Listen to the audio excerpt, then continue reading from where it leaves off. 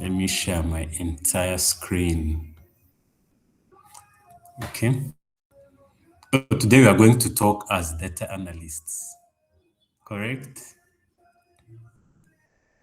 Yeah.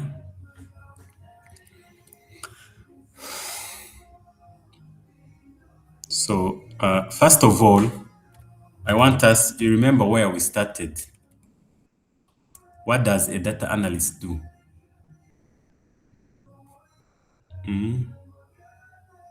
What does a data analyst do? What will you be doing? I'm going to show you sort of a small architecture of what your day-to-day as work as a data analyst looks like. So what you do, so usually in data analysis, we have, so there's what we call data life cycle. Eh? Data life cycle, let me show you.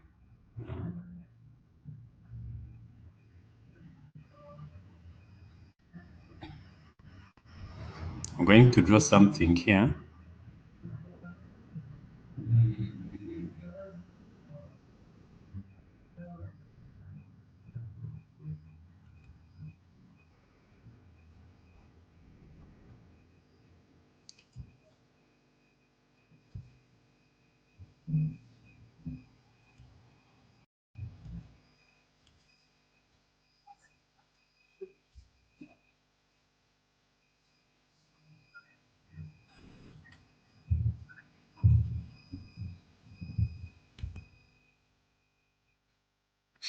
Okay.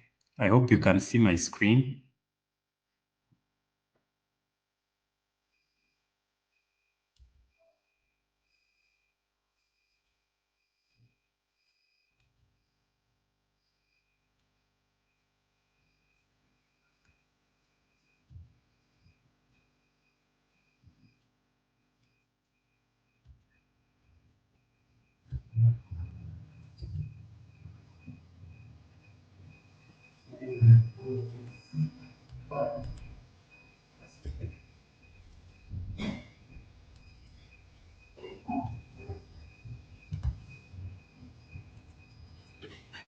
Okay. So what is data life cycle? Data life cycle is the cycle, the life of a data point. So when we say data, is the files we work with on a daily basis. Okay, so data comes from sources, different sources. This is the source of data. Okay, this is your data source. Sometimes you do not have. Okay. Okay, this is the data source. Data sources usually are databases like Postgres. Okay, so on MySQL, this is a database. Okay, so usually we have different databases, but usually we use Postgres. There are a lot. It's not like it's the only one. Okay, you can have a Postgres database. These are called transactional databases. Okay, we have maybe MySQL. There are so many databases. MySQL or MySQL. Okay, for some companies, if you use Microsoft, like some people use Microsoft Stack. Microsoft Stack is you use Teams, you use Excel, you use Word. Microsoft also has its own database, relational database called SQ, called SQL Server. Okay. So if your company uses Microsoft, it will usually use SQL Server as the database, okay? Or Postgres, if you work in maybe a company that has a website, probably they store them in Postgres or MySQL or SQL Server. There are other analytics databases, but those are for advanced databases. They store semi-structured or unstructured data, but for now we are dealing with structured data in tables. These are tables, like we saw. Okay, so you have data stored in a database. You can also, in most cases, have files, data from websites, not necessarily stored in a database. Okay, websites, they are also stored in a database, but come from websites. For instance, a website log. Okay, what is a website log? There are logs. Logs are what happens on the website. If a user comes and logs in, what happens? So when you're a data analyst, maybe the company is interested in how users interact with the website. Okay, or what is the growth of the website. So analyzing all data, you get that from logs. So logs are usually, so you don't have to know all this, because when these are developed by software, so you have people who manage these. For you don't manage the data sources. Okay, you can also have Excel files. Okay, you can have Excel files. Most of us deal with Excel files.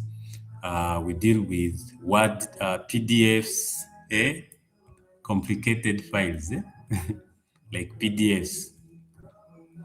Okay, so usually we have these. These are the sources.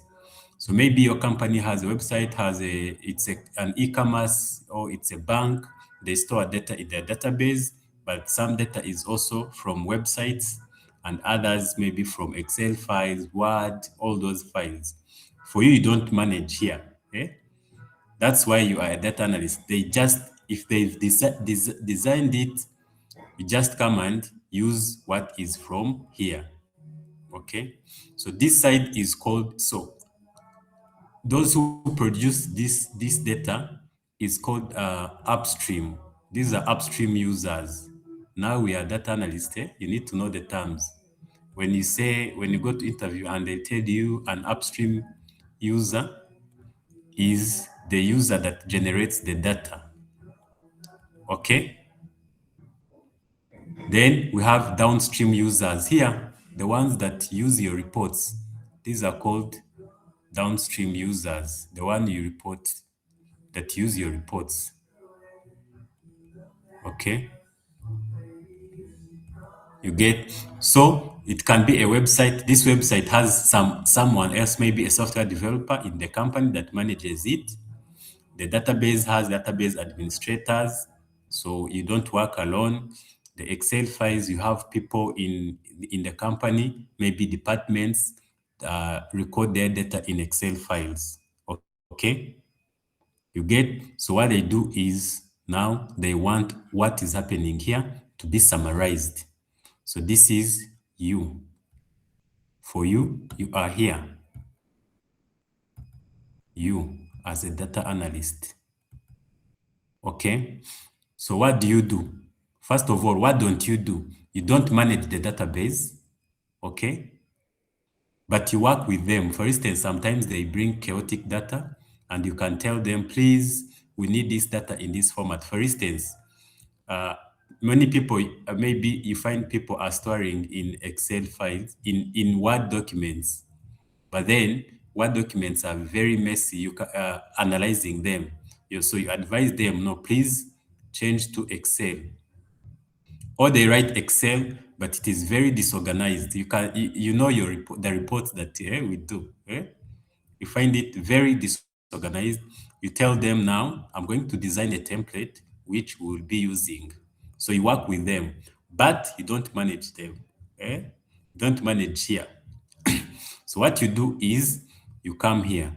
So for you are here, then you report to your downstream users here in form of dashboards. It can be a dashboard, it can even just be a code. It's not always dashboards, but usually it's a dashboard that summarizes it. Okay, you get. So here is maybe the executive. Eh? Your bosses need only this, okay, in form of a dashboard. So here you have different databases, you have different data sources. For you, what you do is, first of all, you need to know how to read the data, to get access to the data, okay? This is the first thing. Second, you need to understand the data, okay? Understand the data you are working with. Okay. Second, third, you need to understand users. Who will be your users? Okay. Because here you are getting a lot of data that is from different sources, right? And you can do a lot with this data. It is a lot. So you just need to know what do my downstream users need? Do they need a summary of user logs? Do they need a summary of the company growth, maybe the revenue of year-on-year revenue growth? So you go and talk to your downstream users, you know what they need. After knowing this, now you have that in mind, then this is when you come here, you read your data, you understand your data, you understand what you need out of as a report, okay? Then after this, not after this comes first usually. So after understanding the data, you analyze it now. You analyze to get all the summaries that your users want, okay? So how do you analyze the data? Or how do you read the data? Just like here, you're getting it from a database or what? So you can do all this in using what? Using another database. So you can use the language you use is SQL usually. That is why we learned SQL to analyze and what we call data transformation. Okay. You can also use Python. So what does this mean? You have tables in your database that are a lot disorganized and not connected. Then you read them into SQL, another database, you analyze them, and you provide the reports. Or you read them using Python and you provide the reports. Or you analyze using both. Okay? Maybe you read from SQL, then you put it in, you do queries, you save them into Python. So Python uses what we call data frames, which are the ones we are going to see today. Then you analyze it, you get your summary from all that chaotic data, then you feed in the dashboard. Dashboard, you have so many tools. You can use Python to build your dashboards. Okay, there are tools in Python that you can use to build your dashboard. You can use Power BI. That's why you learn Power BI. Okay. You can use, there are so many. Here, there are so many. You don't need to know everything. You just need to know that you need a report. Okay. And you learn at least one tool that can help you to visualize this. Okay. So this is a typical data analyst job. You are here doing the analysis. Here is where you write queries and Python code. Then you do what? You serve it here on the reports. So in these 2 days, we'll be now looking into this, reading data. So first we'll be reading data in from Excel files or even generating our data for today. Then tomorrow we'll look into now reading it from a database. Okay, then analyze it, then report. build the report. Here, report, you can use Python. I'll show you what we call the library. You remember yesterday how we did functions and then import them that can do the reports, okay? I hope you understand this flow of a data analyst. So for you, if you go for an interview or for an internship, you just tell them, as a data analyst, I read data from different data sources. They can be database, it can be Excel files, depending on where they keep their data. I analyze it depending on business users' needs or business needs. Then I will do what? I report using dashboards. That is the explanation of your job. I hope you get it, right? So, what we are going to do, any question here on what you will be working, how you will be working as a data analyst? Any question before I erase this?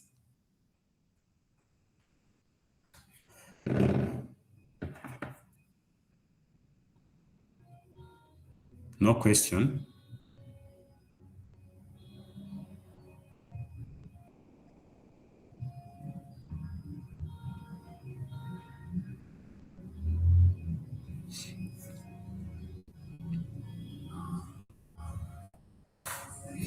Any question?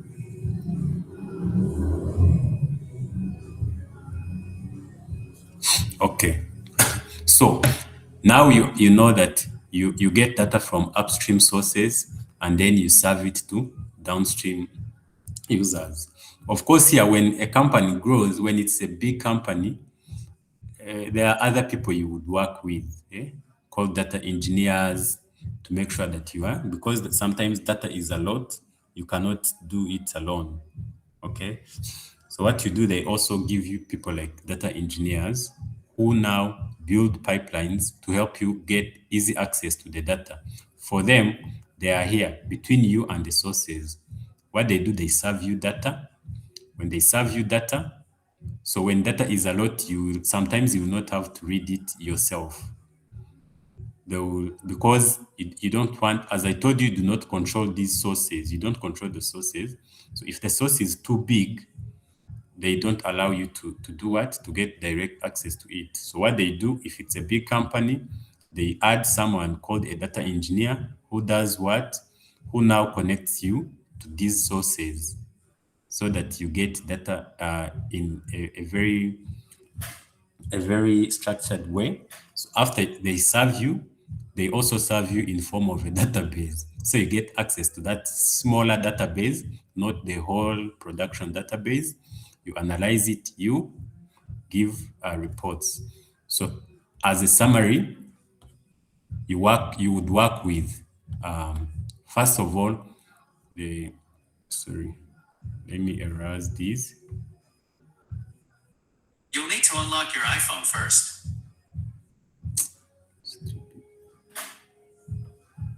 Okay. So here, the U part. Okay. Here on the U part,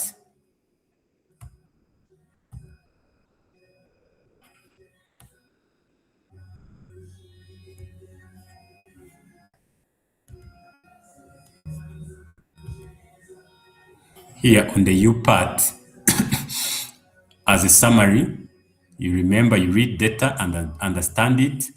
Okay. Then who do you work with as a data analyst? Okay. Who do you work with mostly? Okay. You work with business users of your reports. This is the number one customer, users. They are called downstream users, okay? Those who read your reports. These are your bosses. Then you work with, in a typical data team, you work with data engineers. It's not like everywhere they are there, but typically you'd work with data engineers or a data engineer, at least one data engineer. You remember what they do for them. They serve you data. They give you data. You can also work with software engineers, okay, or software developers, because they are the ones that control website and your data, okay. You can also work with other data analysts from maybe different departments or different companies, or in your department you also work with other data analysts, okay. So some teams do not have a team like this, maybe because of the budget or because of their data maturity. Data maturity means how much data do they process, eh? How good are they with data? So sometimes they ignore this person, an engineer, because their data is not so chaotic. They don't need an engineer. Others, maybe they do not have software developers because maybe their company outsources systems. They don't develop them. So you find yourself working with data analysts and mainly users. And sometimes you might even find yourself as a one-man team. So you see, at the end of the day, users are the most important people, because at the end of the day, these are the ones that keep you in your job. You might not have a data engineer, you might not have a software developer, you might not have a data analyst, but these users are the ones that you serve. Nice. So, Excuse me, sir. yes, please. What is the difference between a data scientist and a data analyst? Oh, good question. Good question. So, there is analysis. The difference is analyst. Yeah. The difference is the word analyst.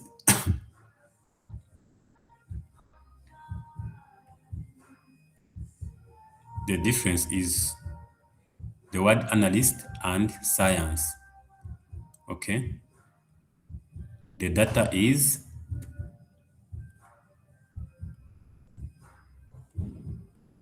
the data is a constant, right? So a data analyst does what we have said. For you, what you do, you come here, you process data, you analyze data, you do summaries, you do all that, and you report. So this is a data analyst. While a data scientist, although they do this analysis, but that is not their main job. For them, because it's science, they build models. Eh? They do modeling. These people do modeling. You get? So, for instance, maybe how would they work with a data analyst? For you, you just summaries, and for them, maybe a company wants to do, for instance, you work in a bank and they want to do things like credit scoring or credit monitoring. So for them, they say, okay, want a model that will be classifying people and giving them scores.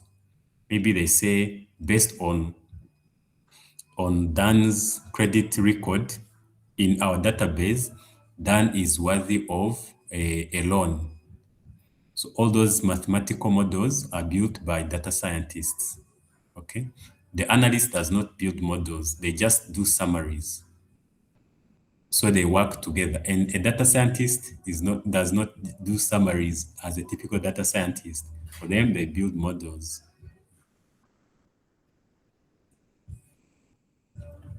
You get the difference. These people do modeling, but in most cases, especially in our companies here in Rwanda, what they do, they hire you as a data scientist, but you do data analysis, right? Usually that's what we do, because what happens is we that shows that the company has a low data maturity. Data maturity means that they just need data at request. So they are not big companies with data, in other words. So that's why you find a job. uh, so if you, for instance, if you complete this course, don't be scared to ask to look for a data science internship in Rwanda or a job. No, apply to it. Why? Because I know for sure that in most cases, you would be doing data analysis.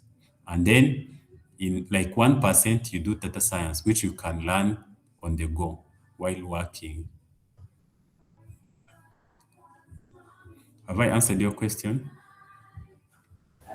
Yes. Yeah, thanks. So what do you do here? You read data, okay? You read data as I told you using SQL or Python, or what you do, you can use Python to read them from a SQL-based database, okay? Then you analyze them. Then you do the analysis. Analysis is basically summaries. I don't want to complicate it, to use complicated words like exploratory data analysis, explanatory, those are just technical terms you don't need to. No, so you just do a summary. By a summary is you are understanding the data. So this is what people usually call EDA, ex- explanatory data analysis. Explanatory data analysis is you do it to understand, to explain the data. Why does data look like this? How does it look? No, why does data look like this? So there is explanatory and there's also exploratory. Explore, here you're exploring.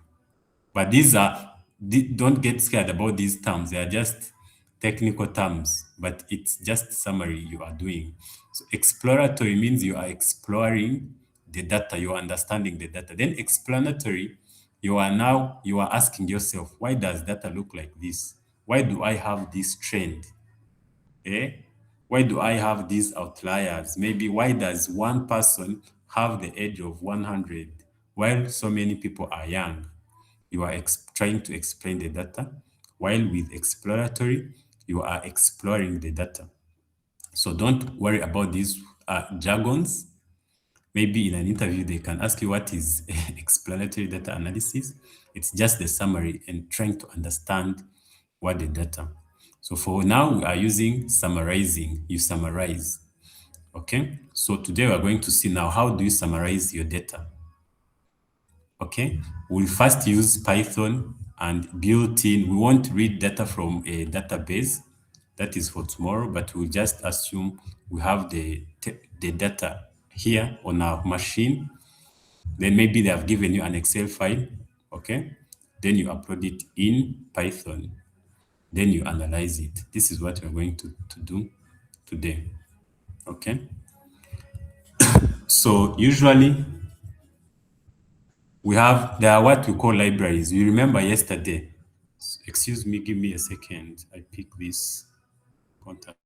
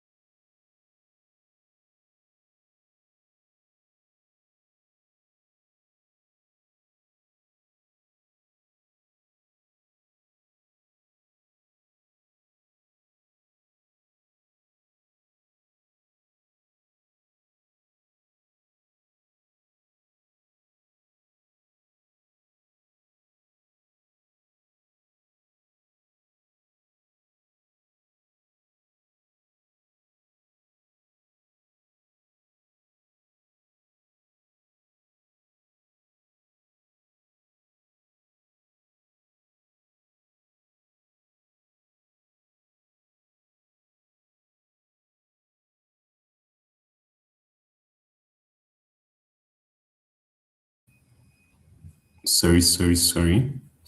So yesterday, we saw things here. Okay, we saw how you can import a function from another file. Okay, usually when you import, you remember it is an abstraction. Okay, you don't see the code. The code is hidden. Okay, the code is hidden. You don't need to know what the inherent code. What they do, they give you, when you import, they give you access to the functions. Just like we were writing our own functions, those who attended the recap session, you saw how you write your own functions. And then you call your function with variables here. Eh? Just like we are doing print or what, you do them. So, and then you import. So you don't need to know what the code inside this function. What you do, you just come here when you import it, you use it. You remember yesterday, okay? So there are libraries that help us do this in Python, data analysis. So one of them is called NumPy, okay? NumPy, okay? Can someone guess what NumPy means? Just guess by using logic. Anyone? Just guess. Maybe numerical Python. Excellent. This is numerical Python. So what does it mean? It gives you access to numerical operations, numbers, math, basically. Eh? So people like Colette who have a background in math, you probably have used this, or you will definitely need it in doing math operations. Then we have another one called pandas. These are libraries. When I say a library, just know they are functions people have written, and for us, we just import them, and we use those modules. We use the function inside that module. You remember yesterday how we were importing our own modules. That's why we needed to cover that. Okay. So pandas. What does pandas do? Pandas usually is for data analysis. Okay, so it has a lot of methods you use in data analysis. Okay, if you know these, you are a data analyst.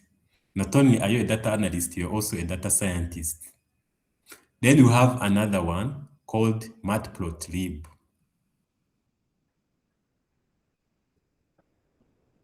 So what does matplotlib? Anyone just guess?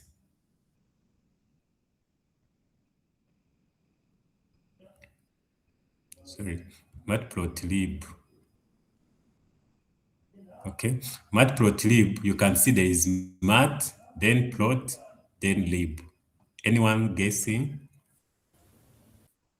This deals with the graphs, maybe mathematical graphs. Mathematical Graphs. graphs, exactly. You're doing mathematical plotting. Then lib is the library. So these libraries were built by different people. But again, so what they do is they write functions, so many functions. And what they do, they just give us this package, this library. Eh? Then what we do, we just import. You remember yesterday how we were creating a sum function, a subtraction function, then we import them in the calculator app. This is what they use these for. Okay. And pandas as well, right? But actually, pandas is built on NumPy over NumPy because NumPy is numerical Python, and pandas is for data analysis, which deals with math and mathematical formulas. Pandas is built on top of NumPy. So NumPy is a bit more, is the daddy. Okay. So NumPy is for numerical calculations and all those things. Then Pandas is for data analysis, like Excel files, you analyze, you do pivot tables, just like you do with Excel. Then Matplotlib is for plotting your solutions. So as you can feel, you've read the data, you analyze them, you plot them, you have your reports using Matplotlib, and then you're good to go, right? So today we're going to look a bit into this, even tomorrow. So we're going to first look into NumPy. We won't go into details what everything does, but we'll make sure that we understand how they work, okay? So NumPy, as you've said, it is numerical pi for Python. So it gives you access to mathematics. Basically, if you're into math, you do what? You use NumPy. But for now, what we really need today is a method called array. So they do things called arrays. What is an array? Array is like a list. Okay? You remember lists in Python, okay? You remember lists. We declared them like this, okay? So it's the same for arrays, okay? Right? So why are we bringing NumPy? Why don't we use lists and then skip the NumPy class?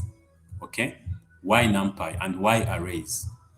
So arrays are what we call, so they are an advanced form of lists. For instance, if we want to do matrices, okay? But that is not the main reason, because even lists can do what? Can form matrices, okay? But why is it needed? So you remember when you do a list, you would say maybe A, list of A, then B, you'd also add a number, maybe 3. Okay? You remember this. Okay? So with lists, this is what we call, they are heterogeneous. Okay? What does heterogeneous mean? Okay? Heterogeneous means they accept different data types. In other words, they are flexible. You can put a number in, you can put a letter in a list, you can put a number in the same list, you can put anything in the same list. So lists are flexible. But this flexibility is not friendly to the computer. Okay? Why? Eh? Why is it not friendly? It is not friendly because you remember we have what we call data types. This is a text or what we call a string.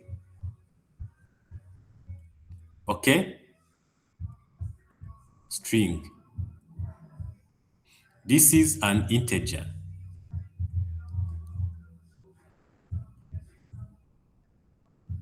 Int. You can also put a decimal point, what we call float, in the same list. I hope we remember all these basics. You can see why we started from all those for other days. A float is like a decimal number. Let's say 3.4. Okay? You see? But this is, you can see a list is very flexible. But in computer science, being flexible has its cost. What could be the cost of this, of mixing these, of being heterogeneous? Can anyone guess?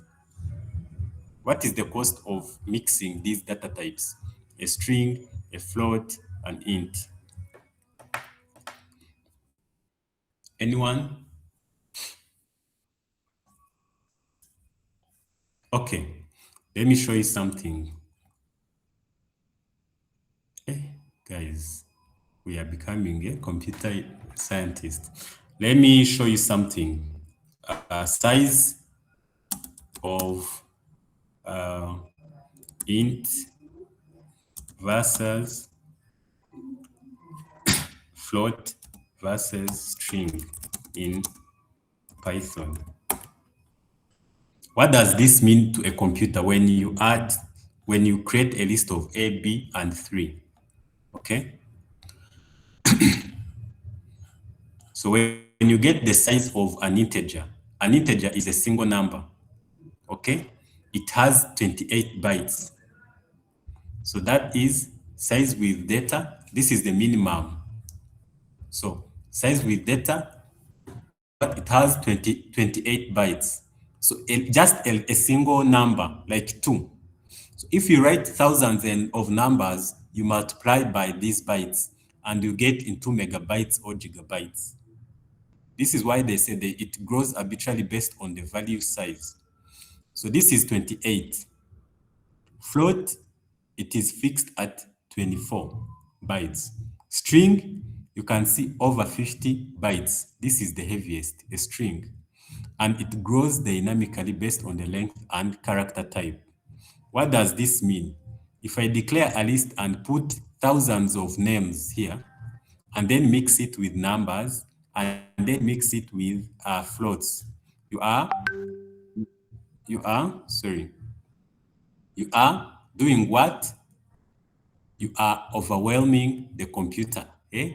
When you do, you are storing it. Okay. It reduces performance. You get, so integers 28 bytes, 24 bytes. So that means if I have so many integers in the computer, I'm occupying a lot of space. You get? So this is why the heterogeneous or the heterogeneity of a list, it is very good, very flexible, but it is costly. And why is this important? This is important because when you're dealing with data, you're dealing with a lot of data. So when you're into big data and you declare a list of millions of records, your computer might crash. Okay? So that is where an array is needed. Why an array is needed? For it, it is called homogeneous. What does homogeneous? It is a bit strict. Okay? It allows only one type. Okay, of data. What does this mean? If you declare an array and it is an array of numbers, maybe it's a matrix, you cannot come here and add a string, add like here, add A by mistake. No. What it does, it automatically changes this to one data type. Why? Because of this, the size. You can see even the numbers, int and float, they have small size compared to the strings. So that means you're optimizing the computer memory. That is why they are used mathematics better than list. This is one example, one reason. Another reason is, you remember, we declared list. Even when you're going to read into a list, maybe you do sorting or you want to do an operation on a list. In most cases, you will need loops, for loops, standard loops. Okay? Why? You will need to iterate through a list. You need loops, you need if.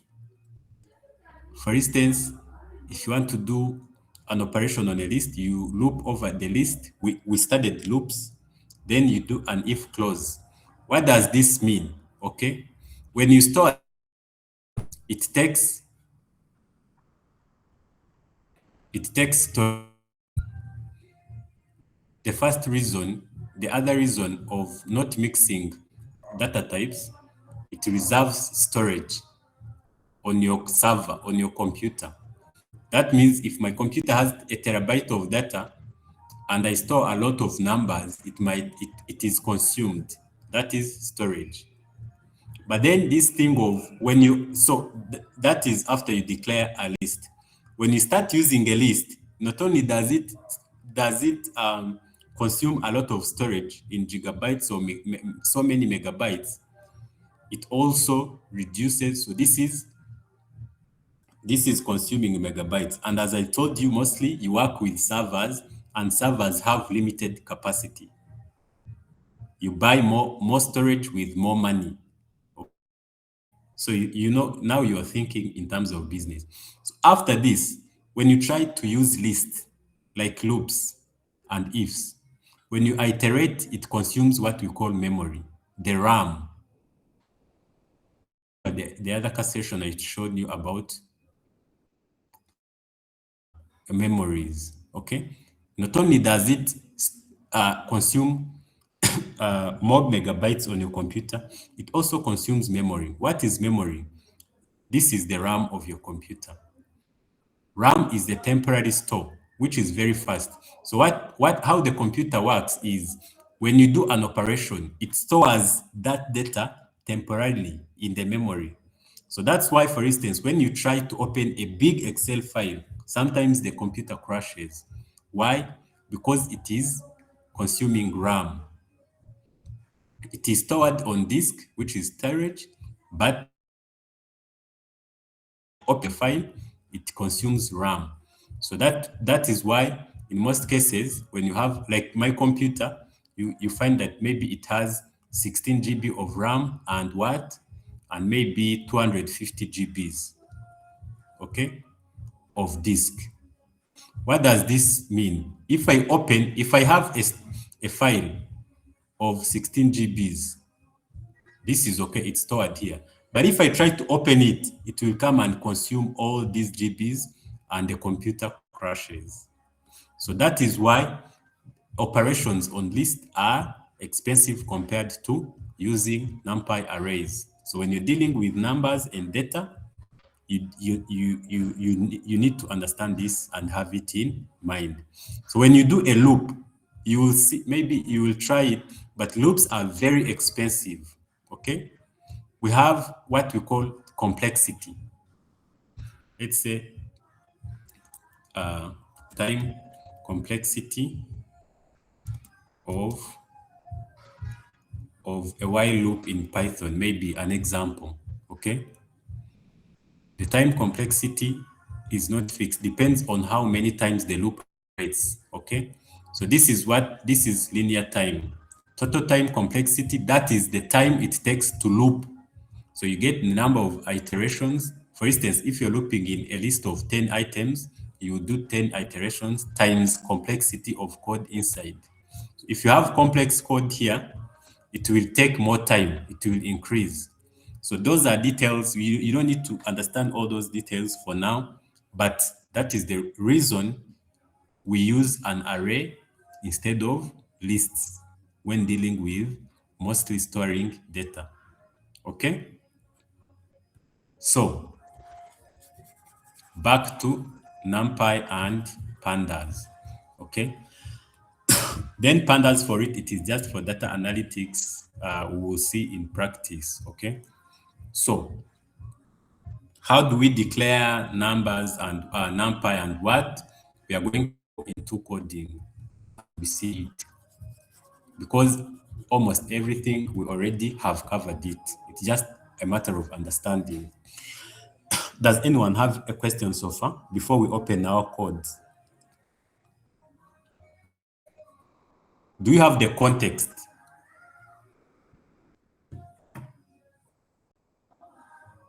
Tell me.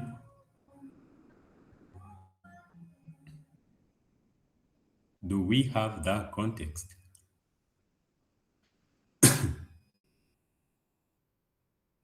I want to hear you.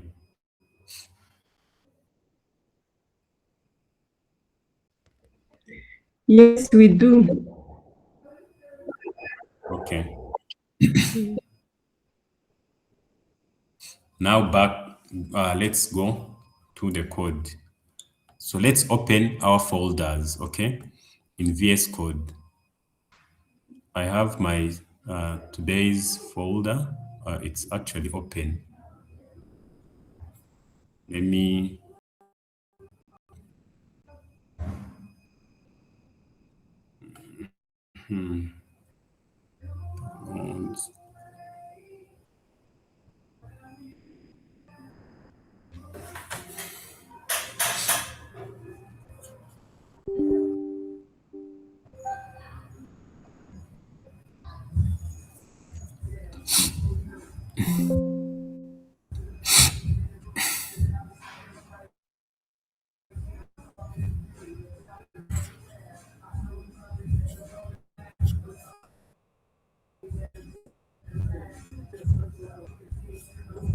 I have my notebook here.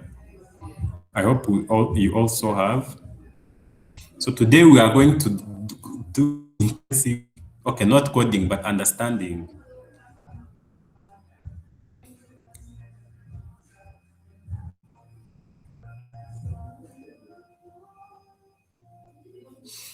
Okay. See, it has all the explanations, don't worry, and solutions to the problems. Let's walk together through this notebook, okay? Pandas and NumPy for data analysis. Okay, you have everything. So first of all, you need to set up. As I told you, these are libraries that people have already written. Okay, there are libraries. In these libraries, we have modules. In these modules, we have functions. So we'll be calling functions from these. So the number one way of doing this is, first of all, you need to bring to give them access to your computer so that it can run them, and we call that installing them. Okay, how do we install a package or a library in Python? When you're doing with Google Notebook, we run this code. You say pip install. It is used for install. Then you add this one. This thing, it downloads these packages. Okay, so they have given us access to these, but we need to install them. Okay, when you're using the terminal, you don't add you can just do pip install, maybe numpy here when you're using the terminal. But when you're using the notebook, you add this thing. So we are going to install numpy, pandas, matplotlib, seaborn. Seaborn is also another package. You can see I just used my terminal to install numpy. But for you, you can just, it was commented like this, and comment it and run it here. Okay. If I run here, for me, they are already installed. So if I run this, it will tell me, let me prepare the environment. Okay.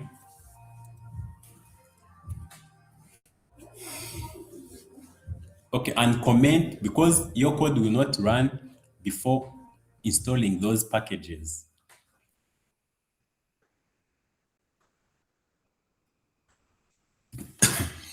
Do you understand why you need to install them? Of course, yes.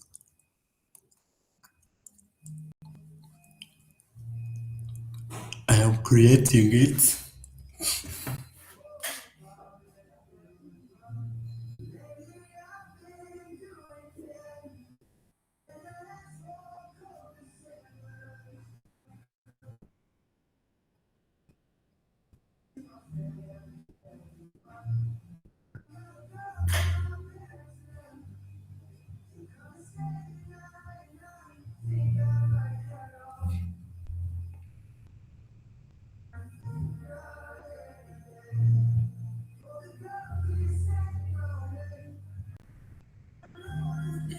It's delaying. Yeah.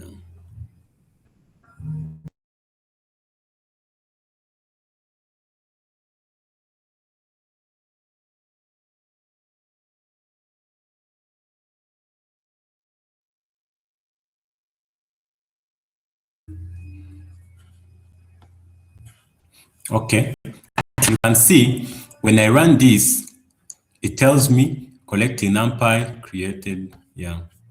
So they told me successful requirement already satisfied. I already have it. So run it, they'll tell you you have successfully imported all those. Okay. So let me comment it back. I already have them now. That is why they are not showing errors here. So the second step is now because you already have it, let me rearrange this code. Because you already have, you import it. You remember yesterday, you said import numpy as np. So what we are doing is we are importing a library called numpy and giving it a name np.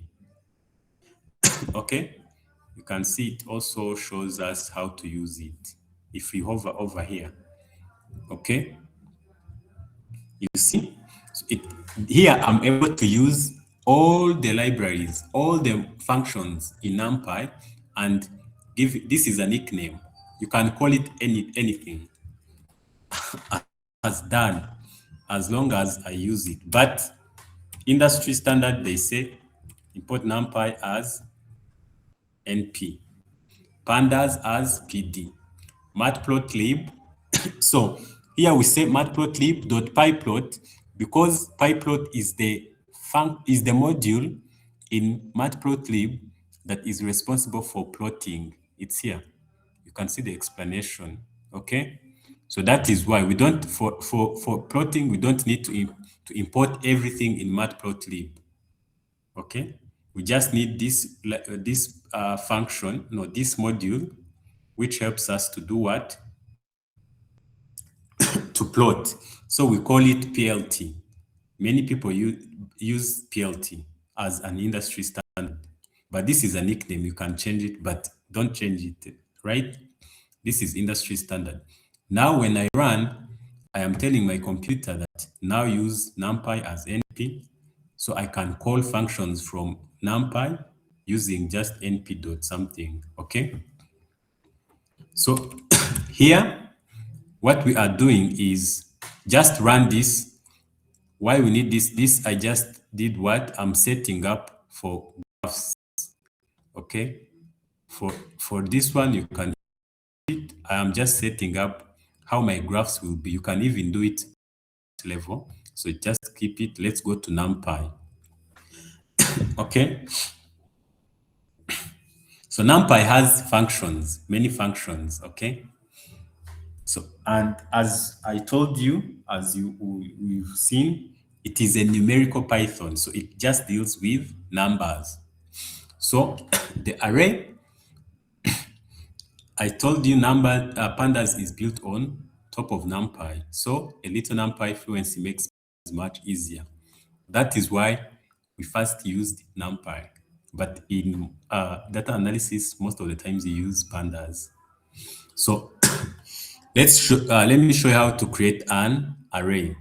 So first of all, let me do something new here. No.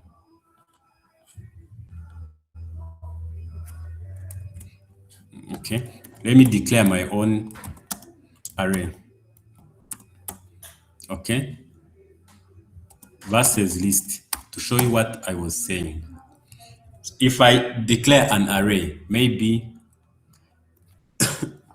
matrix A, okay? I say matrix A. So I'm going to create a matrix numpy. So what I do,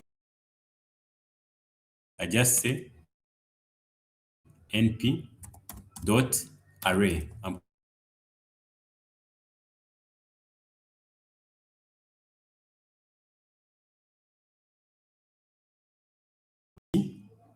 Then let me print my matrix A.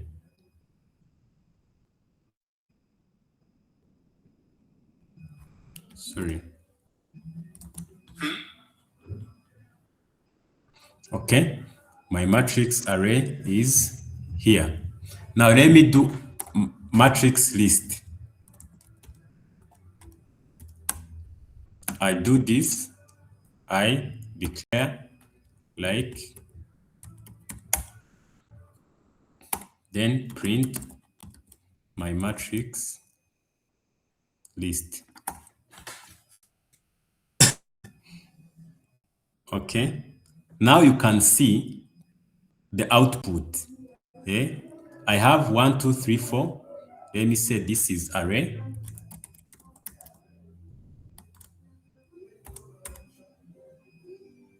This is list.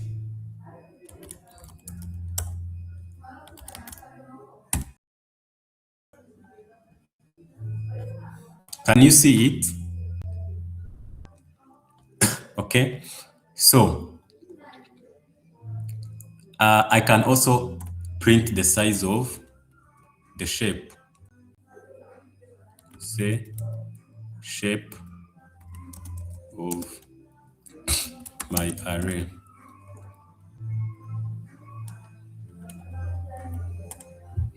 What I do is I do matrix A dot shape.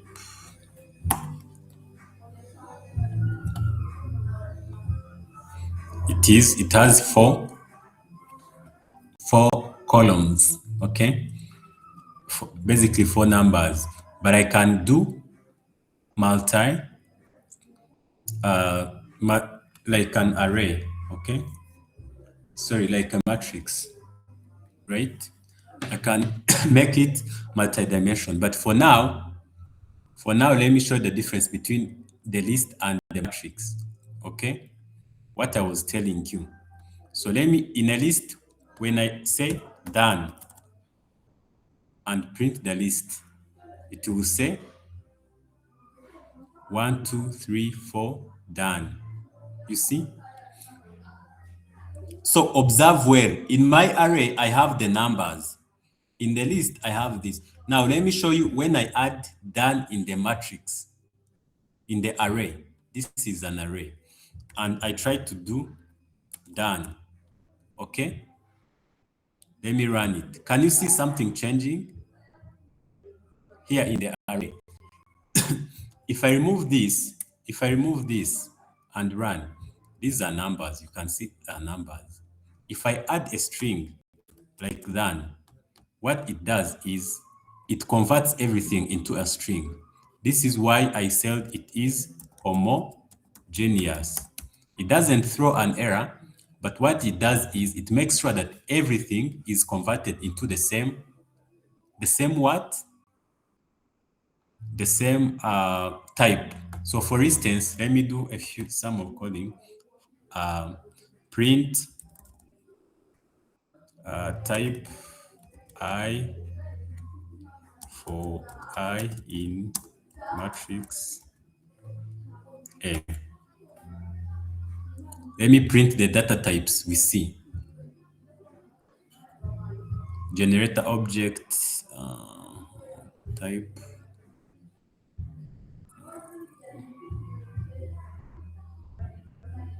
Oh, maybe I need to do, it is bringing me the pointer. Let me do this.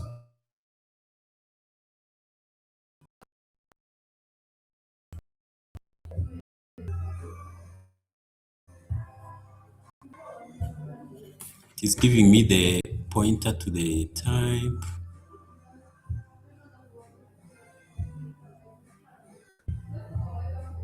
Okay. I wanted to see the types here, but as you can see, it changes them to everything to the string. This is why I said it is homogeneous. It is very smart. It says, okay, everything should be a string. I don't want to mix data types. While for a list, I can do this. I can also add a floating number, okay? So let's remove here done in the array and say 4.3, which is a different type. You can see it converts everything into decimal numbers, the array, while the list just accepts them. So this has very many advantages, as I showed you. The first is it makes sure that everything is, it has consistent types. so it does not overwhelm the storage on the computer. Okay, so this is the difference between lists and array. That is why we are using arrays here. Of course, you can use them interchangeably. So yeah, so this is what we are trying to create here in the code that you have. I am creating A as a NumPy array of 5 numbers. You can also do arrange. So let me do A as instead, let me say make A multi-dimensional. So what I can do is you can get this same list and then paste it. Okay, so I'm passing 2 variables. So you remember how we called functions. You can see this is a function that accepts many variables. Okay, arguments. Okay, so this is the first argument and the second. So to get it as a single pass, let's do this. So let's print maybe for the first, let's do this. So let's print A. You can see A is a multi-dimension. If we print type A, the type of A, it is class the size.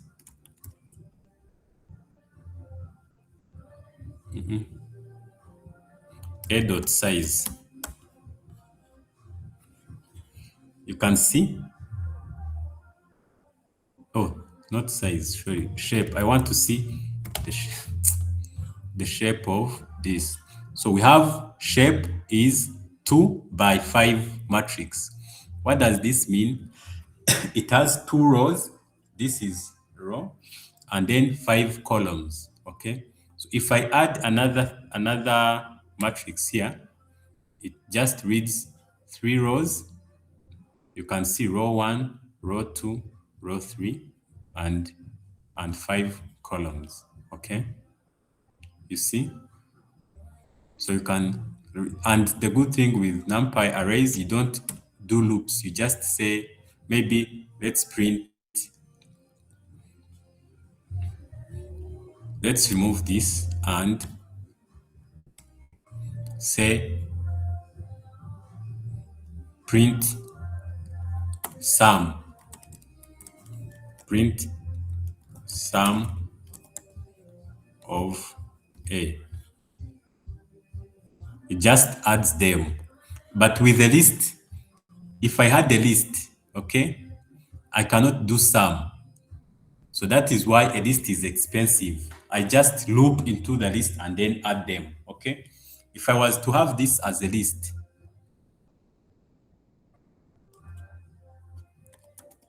A, okay? And I try to do print sum A.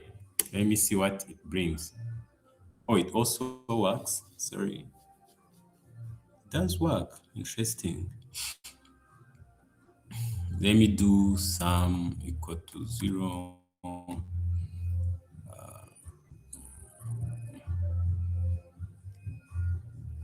For list A.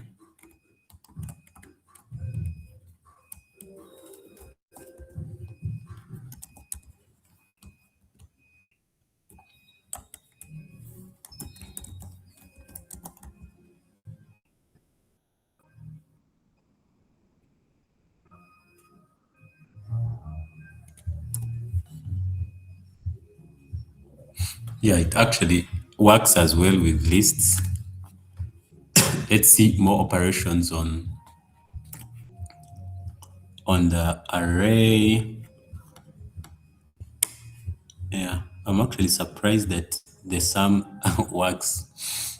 I'd forgotten that it automatically works with lists as well. But you can declare an array, then you do this arrange. So arrange, this one returns random numbers. Okay, it is saying,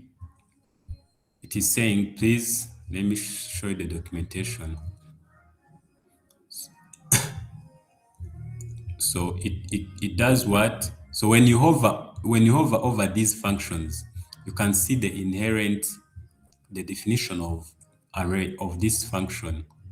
Okay, they've arranged how they wrote it. So let me look for it from the documentation. Okay.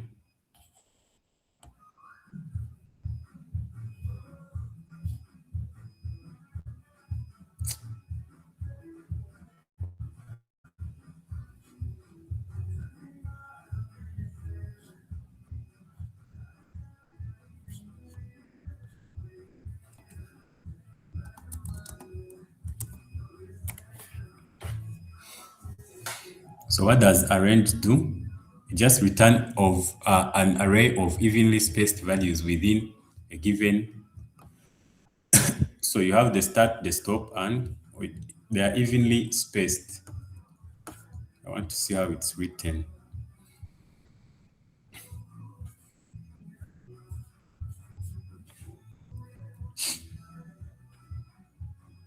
So it gets the start, which is values are generated with half open interval, 0 to stop, then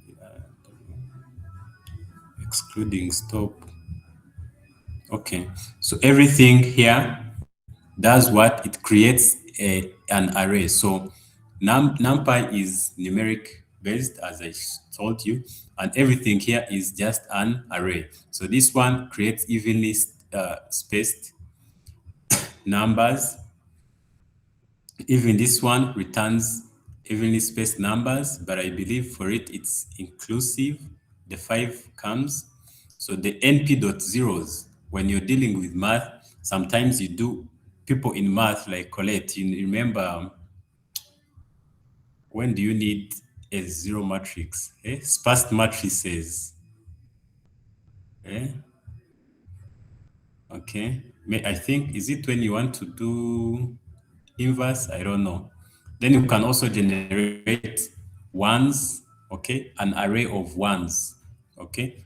For so what ones does is it creates an array of 2 rows and 3 columns. If you want 4 columns, you just do 4 columns of ones.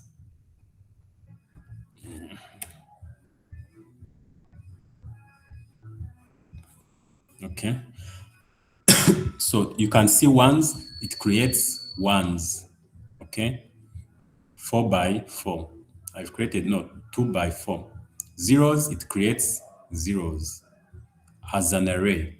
A is here, B is here, C is here. Okay. So these are the main functions in NumPy. Of course, it has a lot of others, but you use it when you are dealing with math, okay? Mathematical functions. So, for instance, let's do some arithmetic functions, okay? The ones that we were doing yesterday,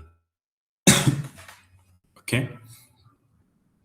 So you have the population, you declare it as a NumPy array. You remember the last time at first we had it as a SQL table in SQL and another one here, okay? So we have an array of population and area. So the population here is 13M, probably this is Rwanda. I think this is Uganda, like this. So you have population as an array, area as an array, and you want to compute the density. What you do, you just do population over area, as simple as that. Okay, then you do what? Let me comment this.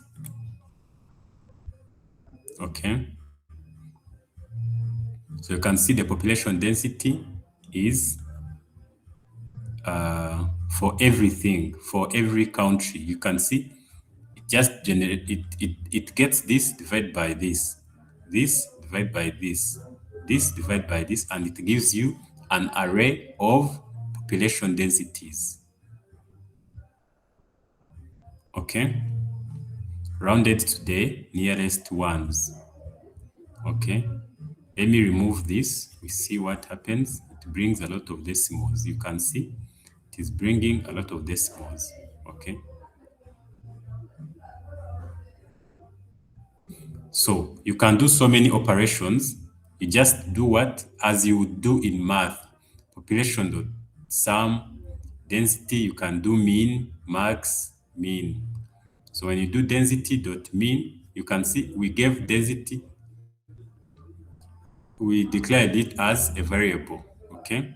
So density dot mean, you just do the means of all the densities. So average density 191, maximum density is this one, minimum density it is this one for this country 1 2 3 4 1 2 3 4. It is for this country that has the population of 63M. Okay, so you can do basic functions. So basic arithmetic functions. Yeah. Okay. You can also do Boolean. Boolean masking is you just filter or extract or modify elements in array based on a specific logical condition. You remember Boolean, true or false. So for instance, you want to get where the density is over 100. Yesterday, you remember yesterday, Colette, were you the one who was doing a lot of looping and what? Eh?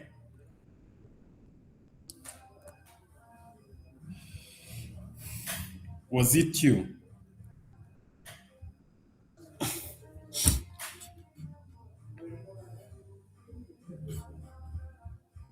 Hello? Hello, Yeah, it was you who was doing looping yesterday, trying to find the maximum, the density, right? was it a loop? It was a simple loop, like a for loop. Yeah, like a full loop. So for here, you have the density. If you want to say high density, you just do what we call Boolean masking, where you filter by just a condition. You say where density is over 100. So which countries are high density? So you can see for it, it just says, is this country high density true? True. So false, it means it is less than 100, less than 100, less than 100. And you see the densities here. You just return high density where this condition passes. Okay. You see? If so, this one true. You can see this is high density, this is high density, but this is low density because it is less than 100, which is why there is false. So what you do is you get density and pass high density, this condition inside. So it just returns those where the condition passes in just one line of code. So you have the notebook, we will be reviewing it, okay? So before we go to the exercise, I'll be skipping them as usual. Then someone will come and try to do this. But for now, let's take the usual break for 10 minutes and come back. 10 minutes break. So we'll be back at 7:45. Hey there.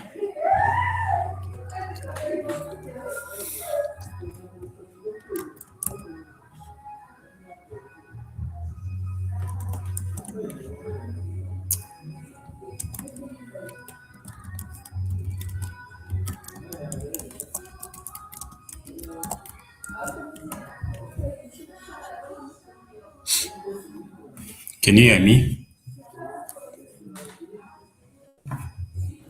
Yes, we can hear you, Dam.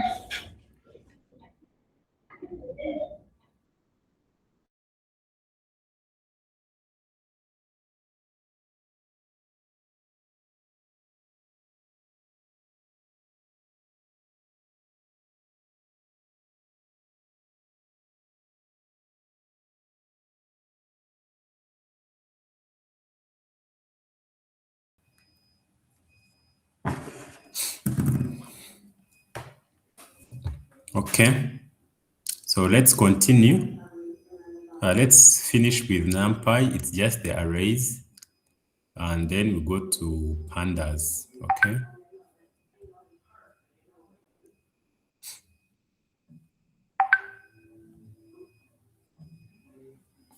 Okay. Let me share my screen.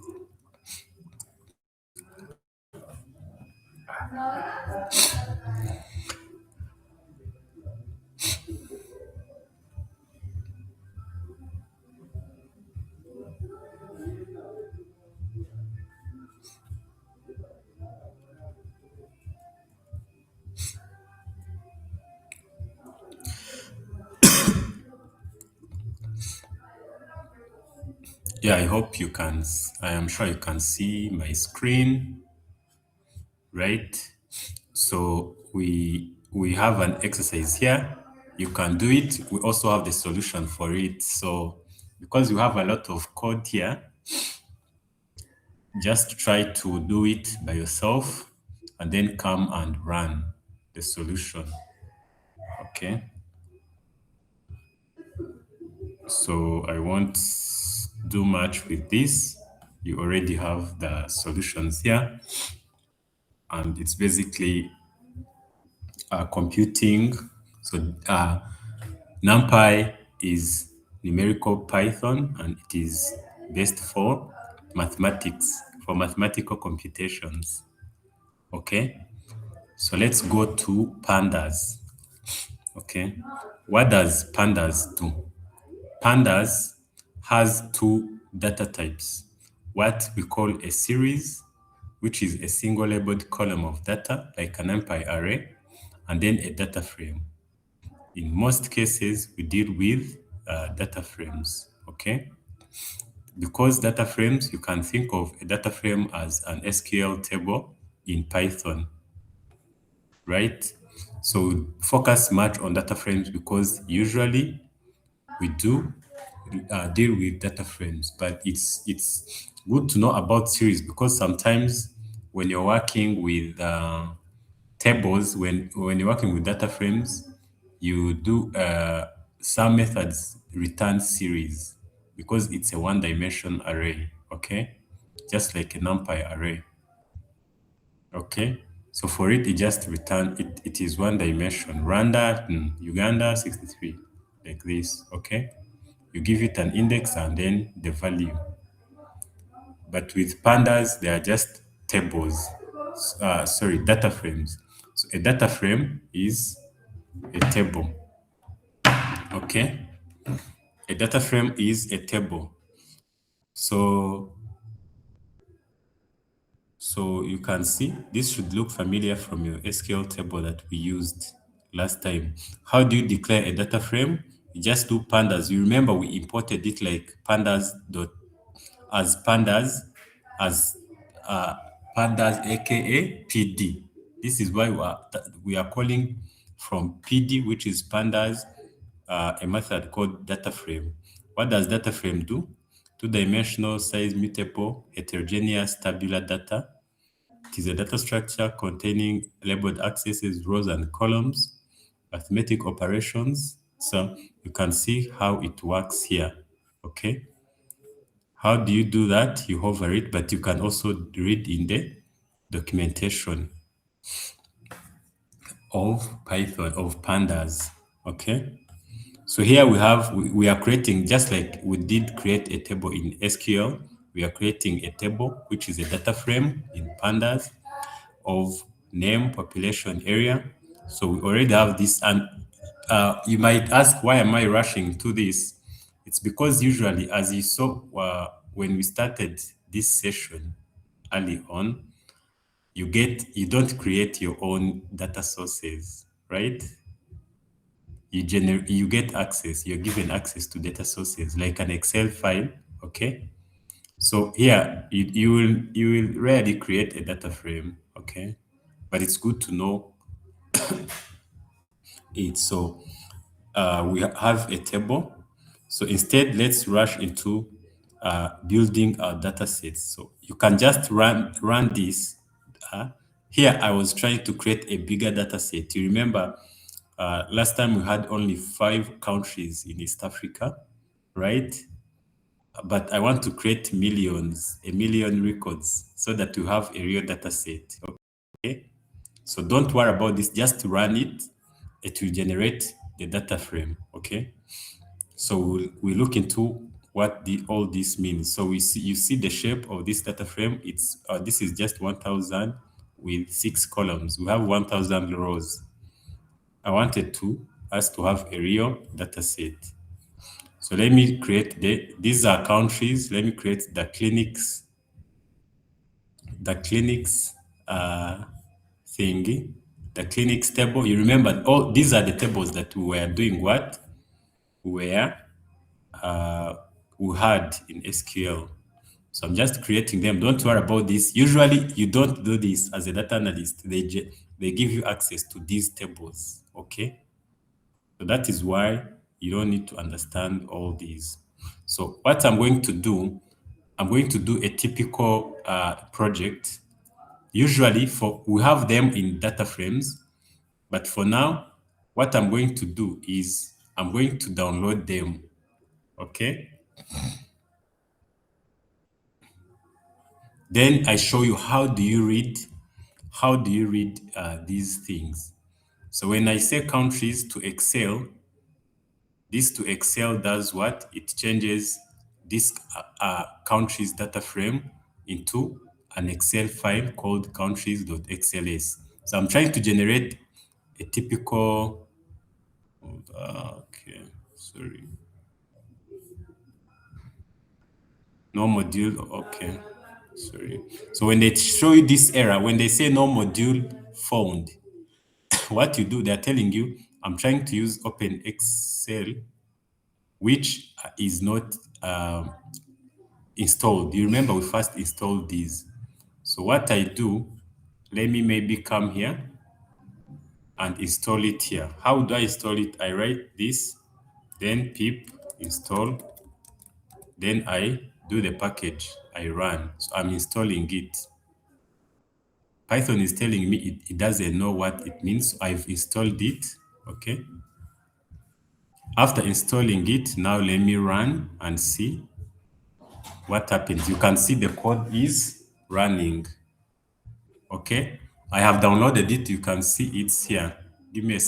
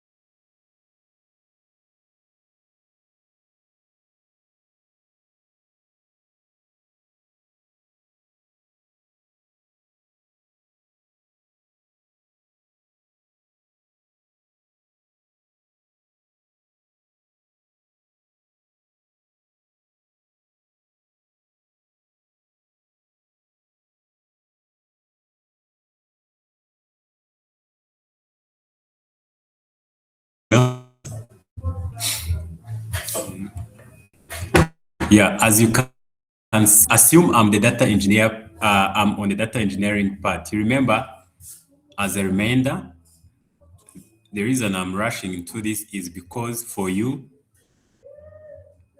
on the source side, oh my God. On the source side, in databases, you don't manage this. What you do, you read the data from the database and bring it into your environment, development environment, like here, you analyze it, okay? So I was preparing for you. So when you're working in a company which has a data engineer, that is what they do. Okay.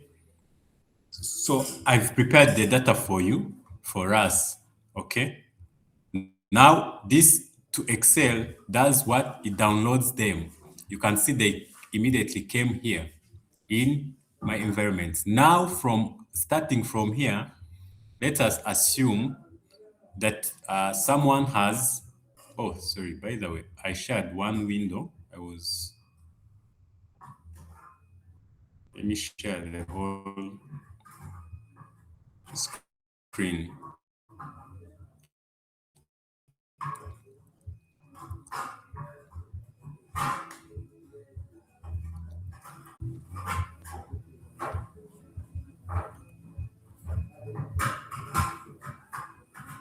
Okay. So I was saying, I did something here you didn't see. Usually, you don't manage this end. So there are data sets stored here, or sometimes Excel files, okay? And in most cases, in other cases, CSV, okay? Excel, CSV, all these. So for you, what you do, you come read into these data sets and transform them. So this is where we are. We're going to read these Excel files. Maybe your company does what? Uh, Maybe the finance department or the health department does produces reports in Excel. Or maybe they have a system where they download those reports and they give them to you. Okay. It is not your job to generate them. It is your job to analyze them as a data analyst. Right? So here we assume you can see I already have them here. I already have them here. So assume you have a table. They have given you a table in your first job. You go to a company and you see they have this table. They have in Excel. So what you do, you just come here. You can also use Excel here. Then you see how many hospitals. You have 1,000 hospitals. Eh? From Rwanda, I believe. Okay. We have a clinics table in Excel. Okay. You have a countries table and a visits table. I think this is big. This should be a bigger table. Okay. You have the visits table where they generate it and give it to you to analyze. Yeah. Okay. So what do you do? The first thing that you do is you read the data, as we said. So how do you read the data? In pandas, what you do is, let me read the data. Okay. In pandas, you do what? Read data. Okay. You come and read data. The function in pandas that reads the data is called read Excel because it's an Excel file. If it was CSV, you would say visits. Maybe let me download visits as a CSV file. How do I do it? I just do to CSV, then I give it a CSV extension. Okay. Let me comment this out because they are already generated. You can see it has created another visits table, but which is a CSV file. You can see it here. Okay. But this is an Excel file. Okay. So, okay. Okay. So if it's if I am to read visits CSV, what I'll do is I would say pd dot read. You can see the functions here. Read clipboard, it reads things that you have copied on the clipboard. CSV, Excel, Feather. I don't know this. This is Hadoop, HTML, Iceberg. These are different sources. Okay, Iceberg is like a database, JSON, ORC, packet file is also a type of file. Pico is a machine learning model. machine learning models are usually stored as Pico files. Okay, you can see you can read from a lot of sources. Read SQL, you can read from SQL, read SQL query, SQL table. You can read from table, XML. You see, you have a lot. For now, let's read the CSV. So what you do, you add the name. So usually you come here and copy its path. Copy path and just put it here. Okay.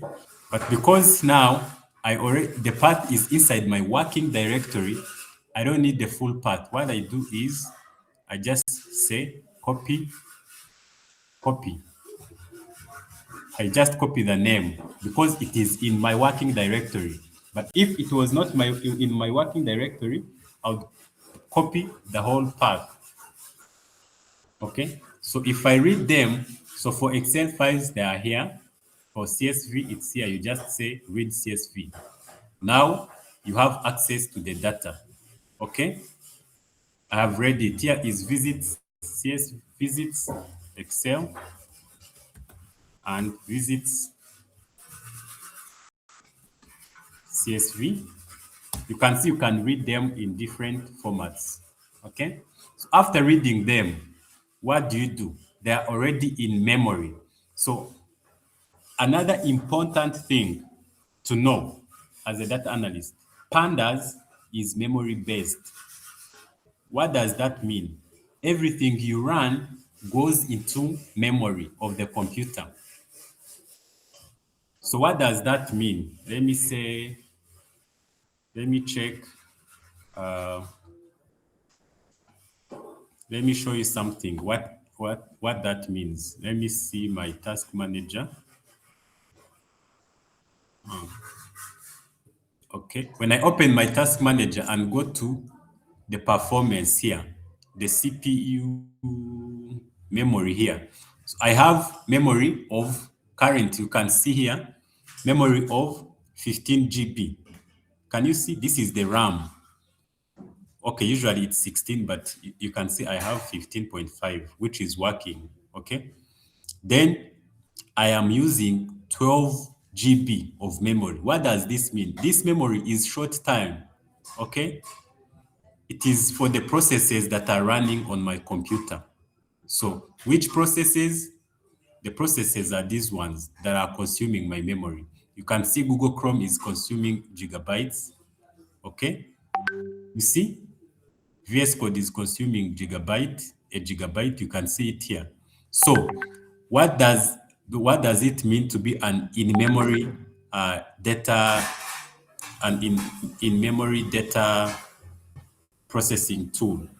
Whatever we do here in pandas, when we read it, it is stored in my memory. It consumes this memory.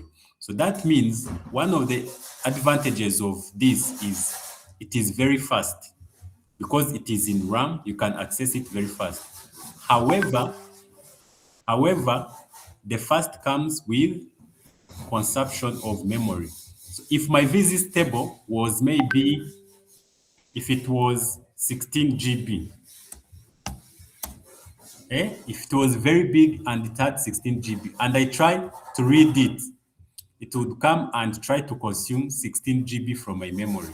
Then it exceeds memory, it crashes my memory. You get? So pandas is very fast because it runs on memory, but again, it consumes memory. So that's why sometimes if you have a server or let's say a computer with less memory and you try to read big files, it will start crashing. Okay. So why have I said this? Because there are others that are not in memory. Okay. So let me show you is pandas in memory. Pandas data frame. Okay. Yes, a pandas data frame is entirely stored in memory, which is RAM. Unlike a database table that sits on a hard drive, You see, pandas loads your entire data set into your computer's system memory to perform data manipulation quickly. Okay, so data frame is an in-memory data structure working with larger files than your available RAM will trigger memory error because severe system slowdowns due to hard drive swapping. Okay, you can see. So it is very fast, but make sure that you understand the capacity of your server or your computer.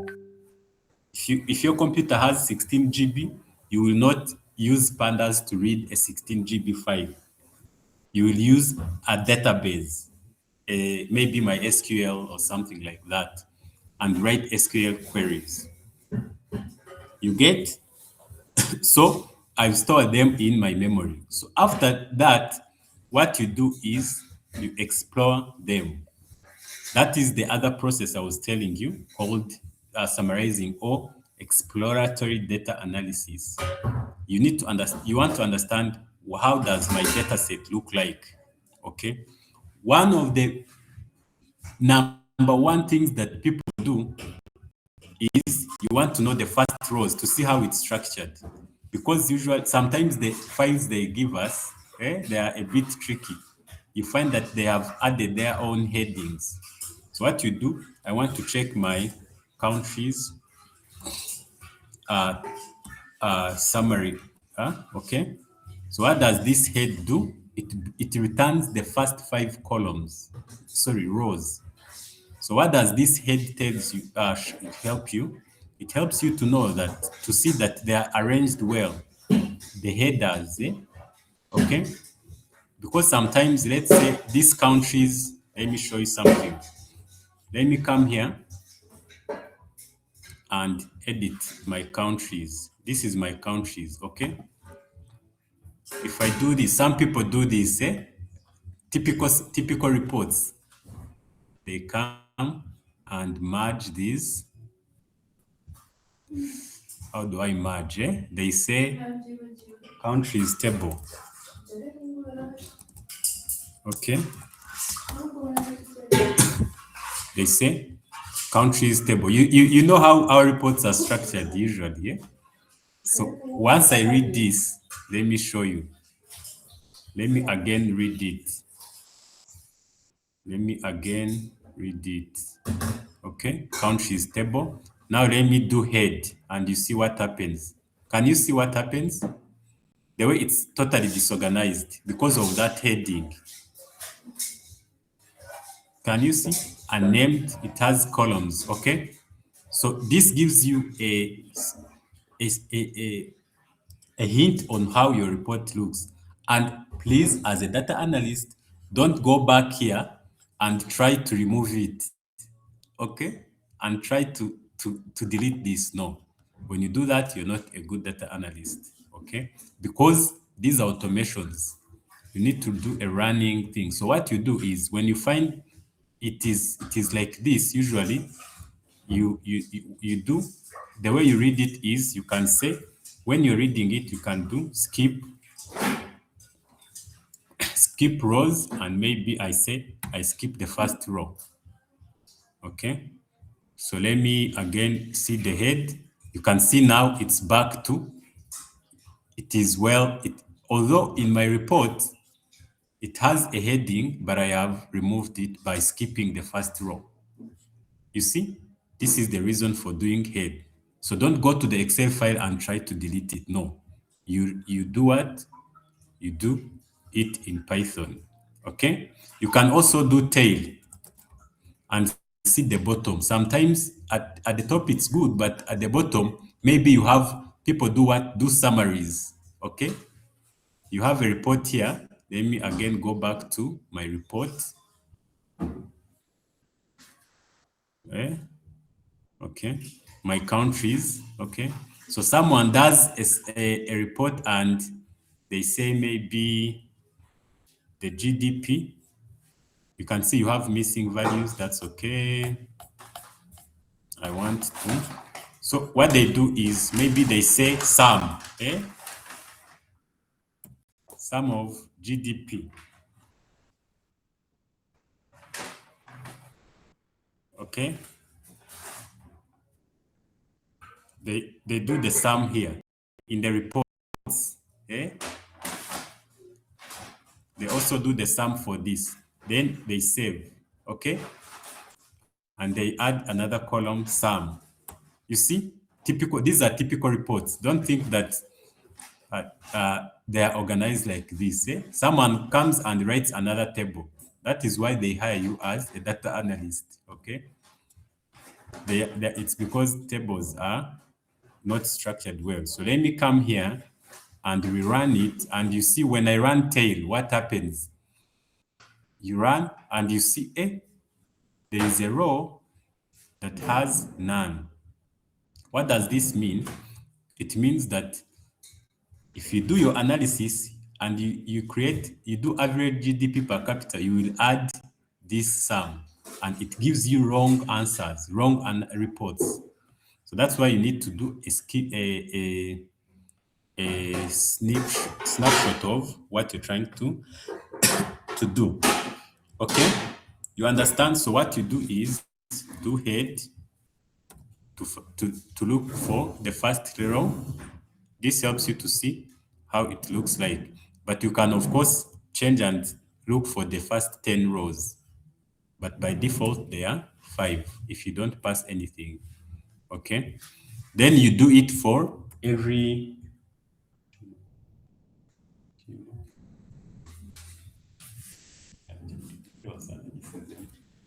room. Sorry.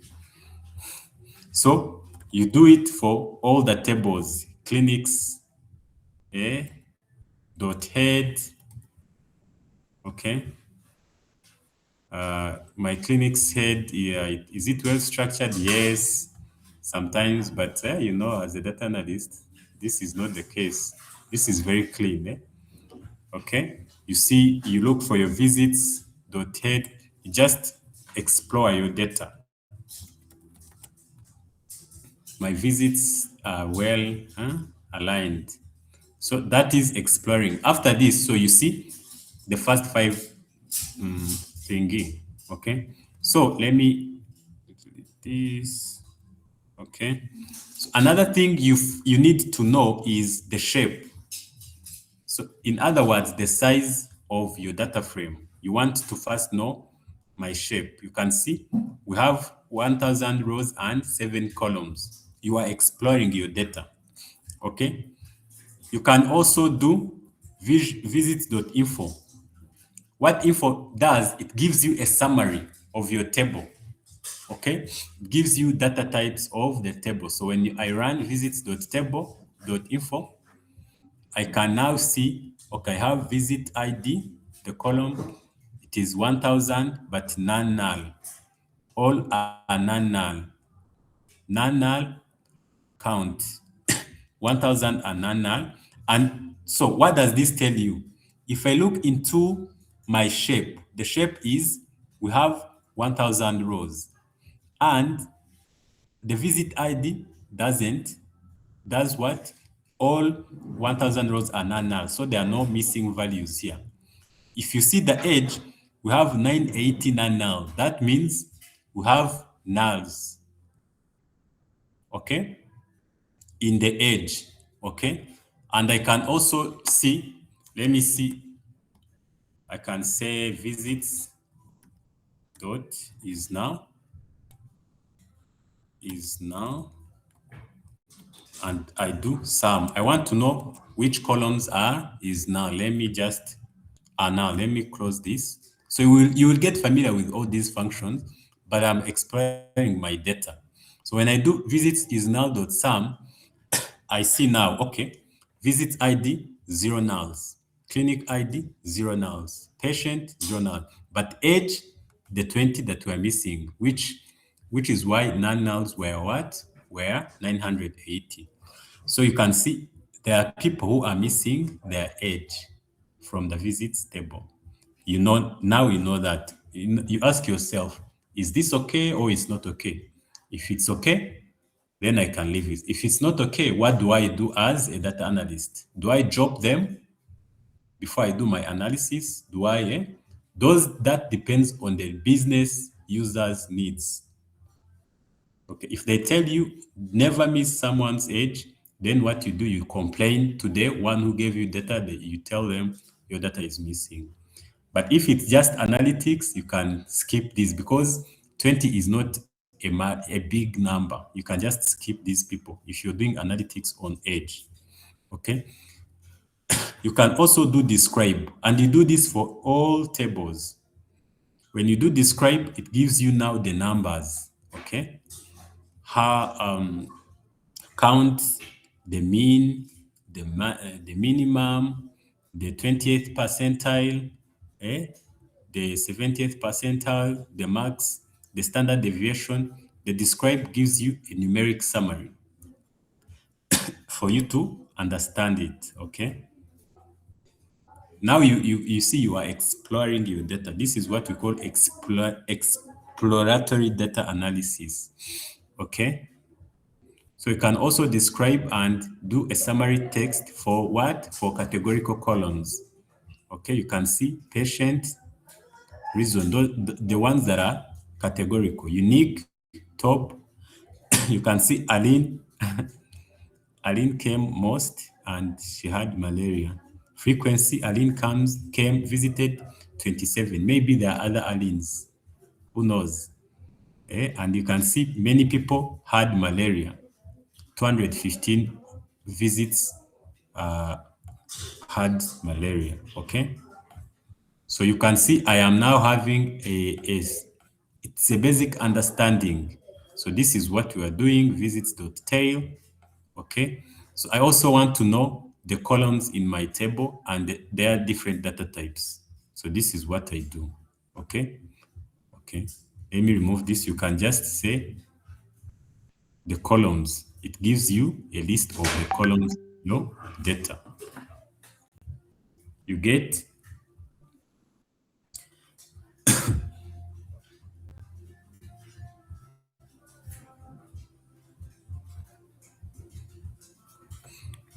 Okay. Can you see? Now I understand my visits table. I can see it has these columns.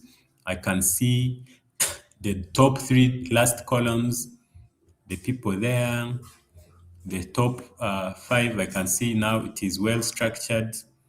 I can describe it. I saw that people are missing age, 20 people are missing age. You are understanding your thing. So this is the exercise. Let me skip it. Okay. It also has a solution. Now, after that, what do you do? Okay. You now, depending again, that's why I said you need to know the business needs. So if maybe the reason you want to understand the reason, you can look for just a single column and see. I want to know top reasons as to why people did what. People came to the hospital, to the clinic. So the first person was an injury, malaria, respiratory infection, prenatal visit, respiratory infection.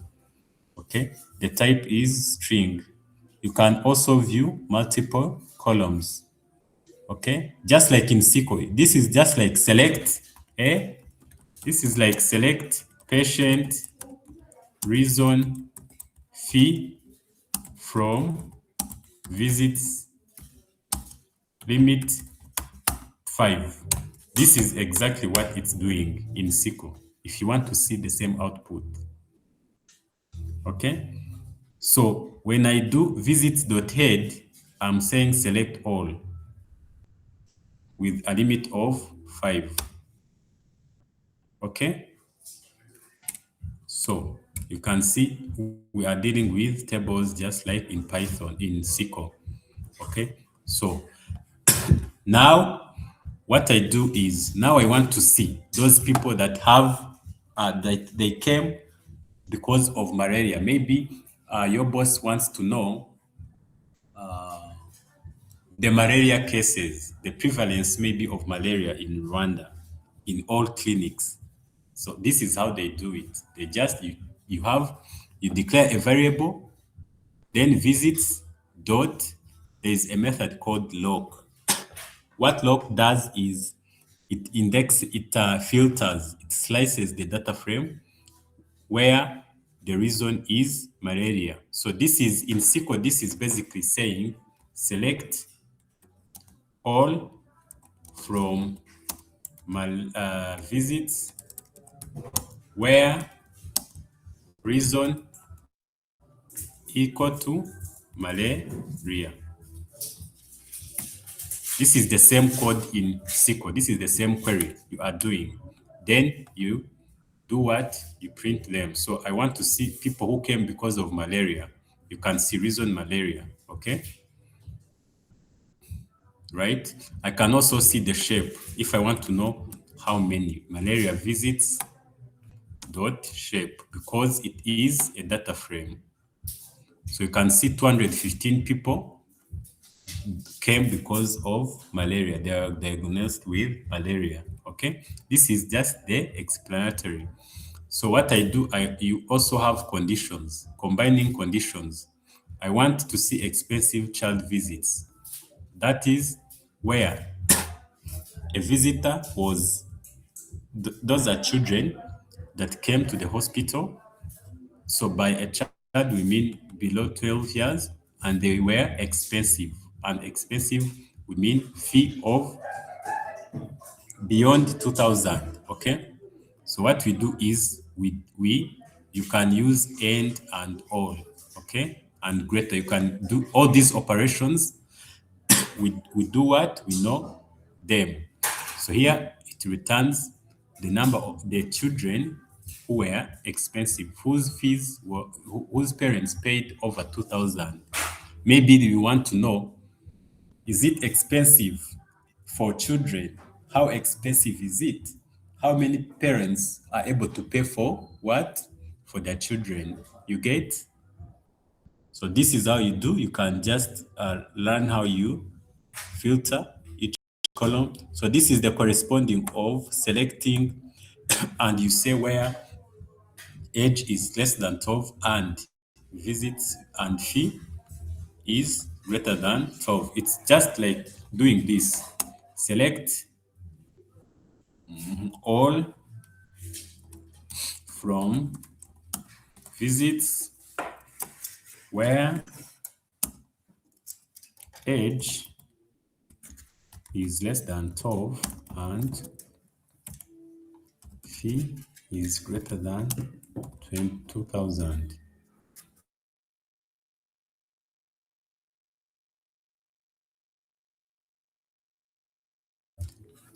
You see, this is the equivalent of this code. So you store it in expensive child visits variable. Why? Because I might need it later for summaries, for summarizing, or for reports. For instance, let me show you something. I can store this as an Excel file if they ask me dot to Excel and then I call it like this dot Excel. So if I run this, it will download. No search keys, no engine for type Excel. Oh, sorry. XLS. XLS. Is it XLS? XLSX. What is the extension of Excel? Yeah, as an XLSX. So that means maybe I just want these expensive child visits and I send a report somewhere. If I come here, you can see it's already here. I have expensive child visits. The visits where the fee is what? Is greater than 2K. You can see the average is 3,000 and the average age is, you can see they are all less than 12 years. The average age is 5. You see, you can download the report directly, okay? But maybe they're not interested in Excel reports because they already have one, okay? So you can also check if a value is in there. Maybe you're interested in vaccination and maternity. Maybe you want to see who the parents that went for maternity and vaccination. Okay, so you just print it. It's here. You see. where the reason is maternity, you can say is in, okay? But there are other methods you can use, okay? The more you practice, the more you understand it, okay? So the exercise is here. The solution is here. Now let's go to sorting, okay? You might need to sort maybe a single column or a what or many columns. So for now, let's sort. We use this value, this method called sort values. You can see sort by the values along either axis. Axis is either column or rows. Okay, so you can pass a parameter called by, then you check, you can choose a column by what, just like we did order by a column in SQL, you can also say by what column, okay? Then ascending, just like in SQL we will do ASC or DSC, okay? Head is just returning the first 5. You can remove it, okay? If I remove it, it brings all the 1000. So that's why it was there to just print the top 5. Okay. So ascending is false. Let's sort by age.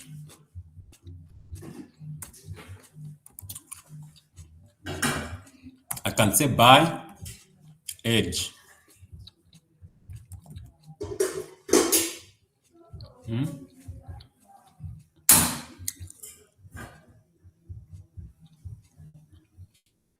Wait, what does by get? No, sorry. It is saying data frame got multiple values for argument by. So by default, this fee is by. I can say by like this, by fee. You see?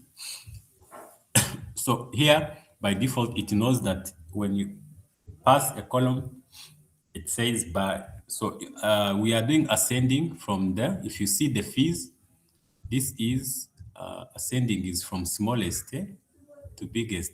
Let's say true. Hey, it is false. So because it's false, it is in descending order. If we say true, it will sort from the lowest. You can see the fee here, it is 0.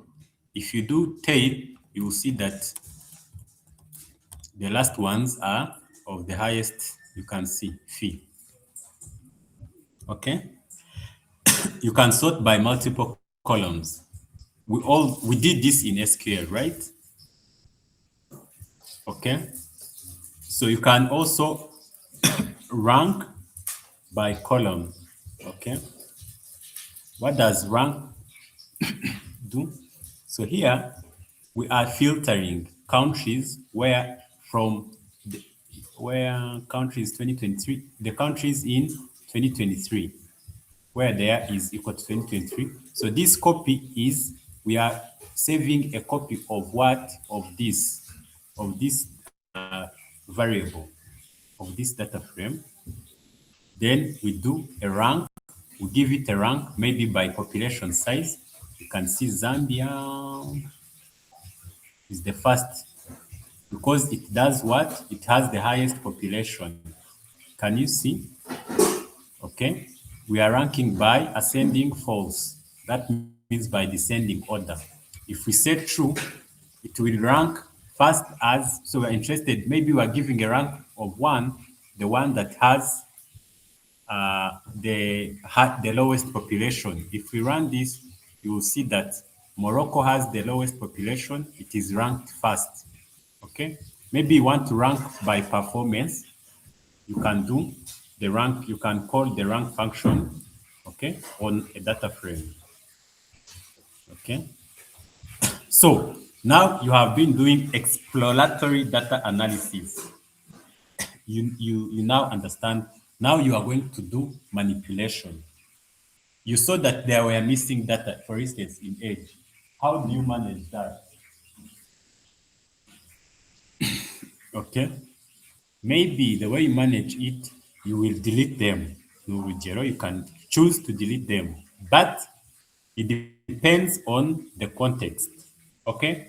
So real data sets are messy. We deliberately introduce some none so that you can see. Because in real case scenarios, you will have a lot of nuns. People have missing data. How do you manage that? So usually,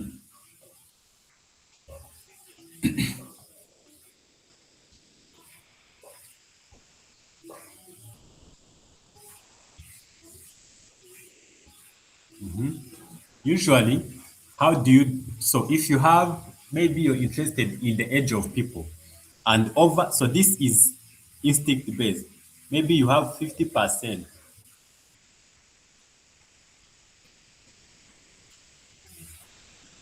okay?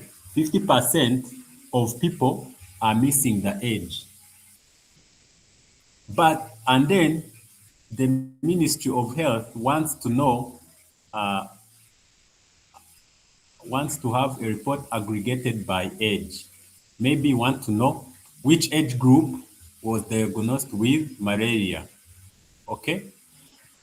Yet, the people who do reports, they do not record the age. Maybe at the reception of the hospital.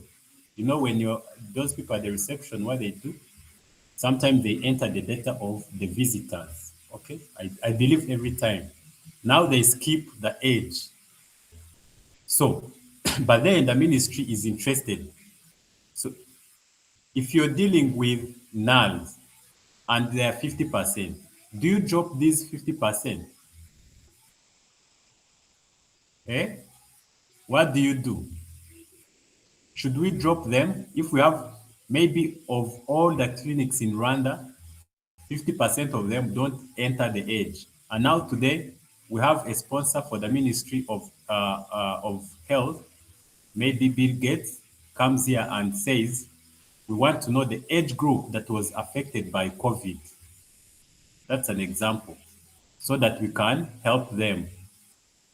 What will you explain to the ministry or to the funder?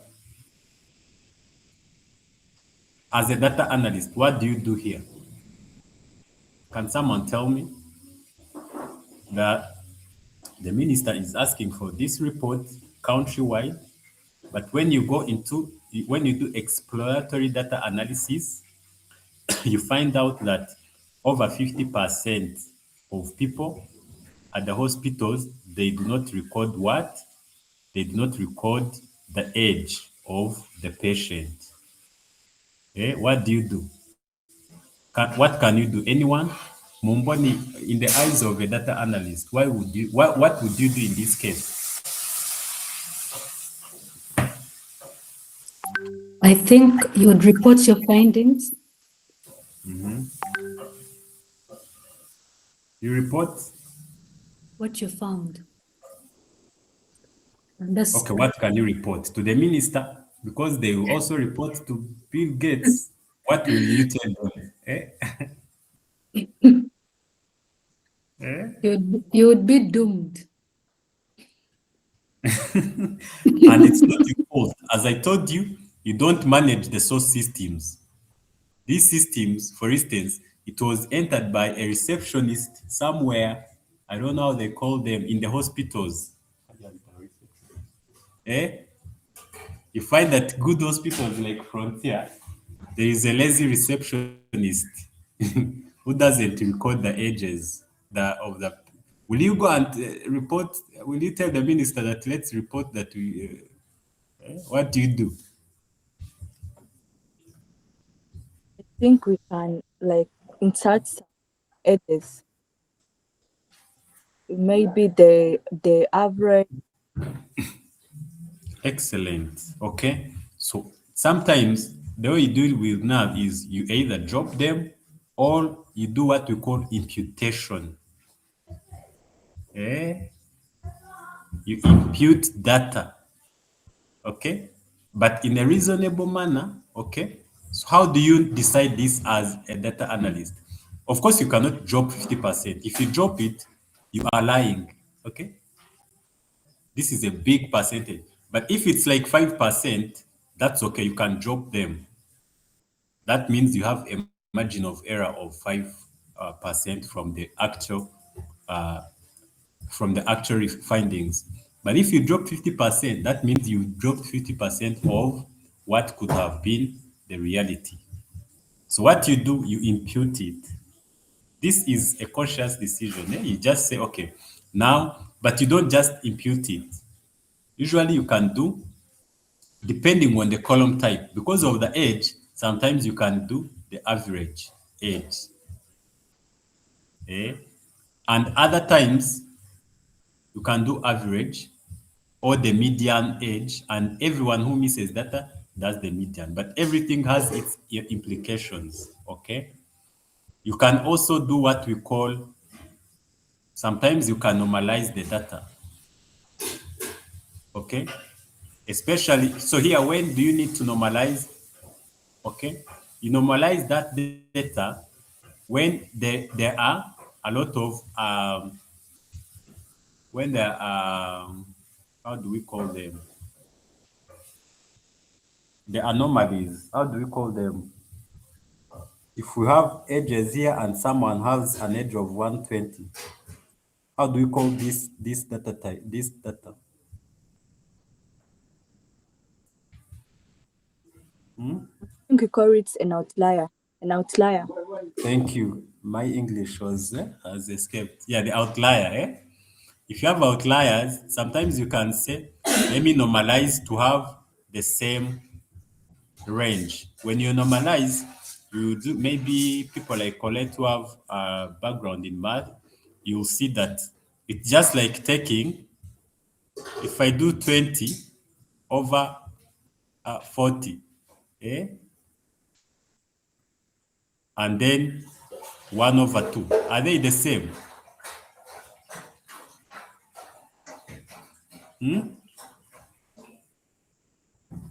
Are these the same?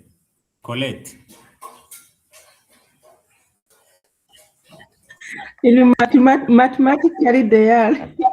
they are They the are the same. same. Right. But in the computer, of course, 20 is 2 digits. As we saw, a number has 28, no, it has 24 bytes. So this is 24 times 2 in storage over 24 times 2. No, plus. So this is 48 plus 48 bytes when you're storing this. But you can decide to say, okay, let me divide this by 2. So in the computer, you have only 48 bytes, and it is of the same, they are the same, they are literally the same. So in normalizing, you want to put them on the same scale, okay? There are things, there are libraries that help you do this. So it depends on your experience with the data. That's why you need to do exploratory data analysis to understand your data. So, but for age, usually you can just do the average, if there are no many outliers. Okay, you can do the average. If there are outliers, you could also, instead of normalizing, if it's difficult, you can impute in standard deviation. Now data analytics, you can see the math. So what does this do? If you have average, because if you impute the average and you find that there are outliers, maybe Dan had 100 and maybe it was an error, they gave me 100, and all the others are under 50. Okay, so what you do, you will find that the average here is maybe 75 because of this 100. Okay, so the average is not enough. You can impute in standard deviation. What standard deviation does, it now counts from the average, the distance from the average. Okay, so you can see data analysis, it's just intuition, and then you think and say, okay, if I do average and some people have age of 100, maybe they're almost dying or it's an error, then I will be raising the what? The average, which is wrong, which does not represent my data. So what you do, you can do standard deviation.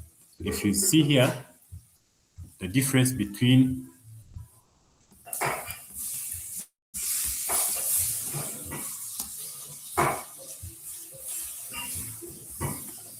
okay, the mean measures the center or middle value of a data set, while the standard measure how far apart or spread. So you find you look for the spread. Okay, so this is a bit of math. You can see as a data analyst, you need some math, but that is okay. You don't need to have a lot of math. So you do what? You impute the data. But for us, as we have seen in our exploratory data analysis, let's see, we had age 20 missing values, and from the visit table, and in countries, we have a few columns that were missing, like the GDP per capita, 15 countries were missing. So what we do, you can decide to drop them, okay? If I drop now from tables in the age group, what you see, you will find that now we only have 980 after dropping them. So you are reducing what? Your data set, which is safe for now because we've removed like 2%. Is it 2 or 20%? Okay, of the data set. But that is option number one. Option number two, you can do what? You can fill missing values, what I was telling you, which is called imputation. So here we filled now with the median age. Okay, this is maybe it is a decision you take as a data analyst and you are responsible for it. But you can explain, okay? So before you do that, you just read what is the implication of imputing in the median, depending on the data. So that is another way of handling missing values, okay? Either you drop them, but never drop 50% of your data set, please. You'll be giving wrong reports. Any questions so far?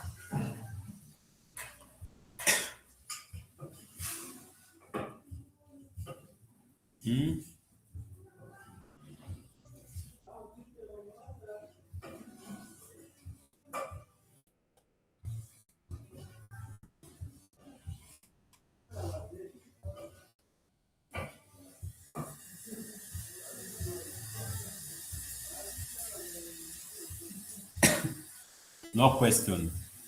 Okay. Today I was sort of preaching because it is a long lesson, but for every exercise I've added a solution. You can first write your code here, try it, and then you run the solution. So after that, maybe you've dropped the null. You might need to do aggregation or group by. We did all this in SQL. Okay. Okay. So maybe, so what you do, if you need to group by, you can see group by is the pandas equivalent of SQL's group by. You split the data into groups, apply a function to each group, then combine the result. Okay. So one thing you need to observe, maybe you observed it already, when you read the data in pandas, almost everything that you need, okay, you can also do it in SQL.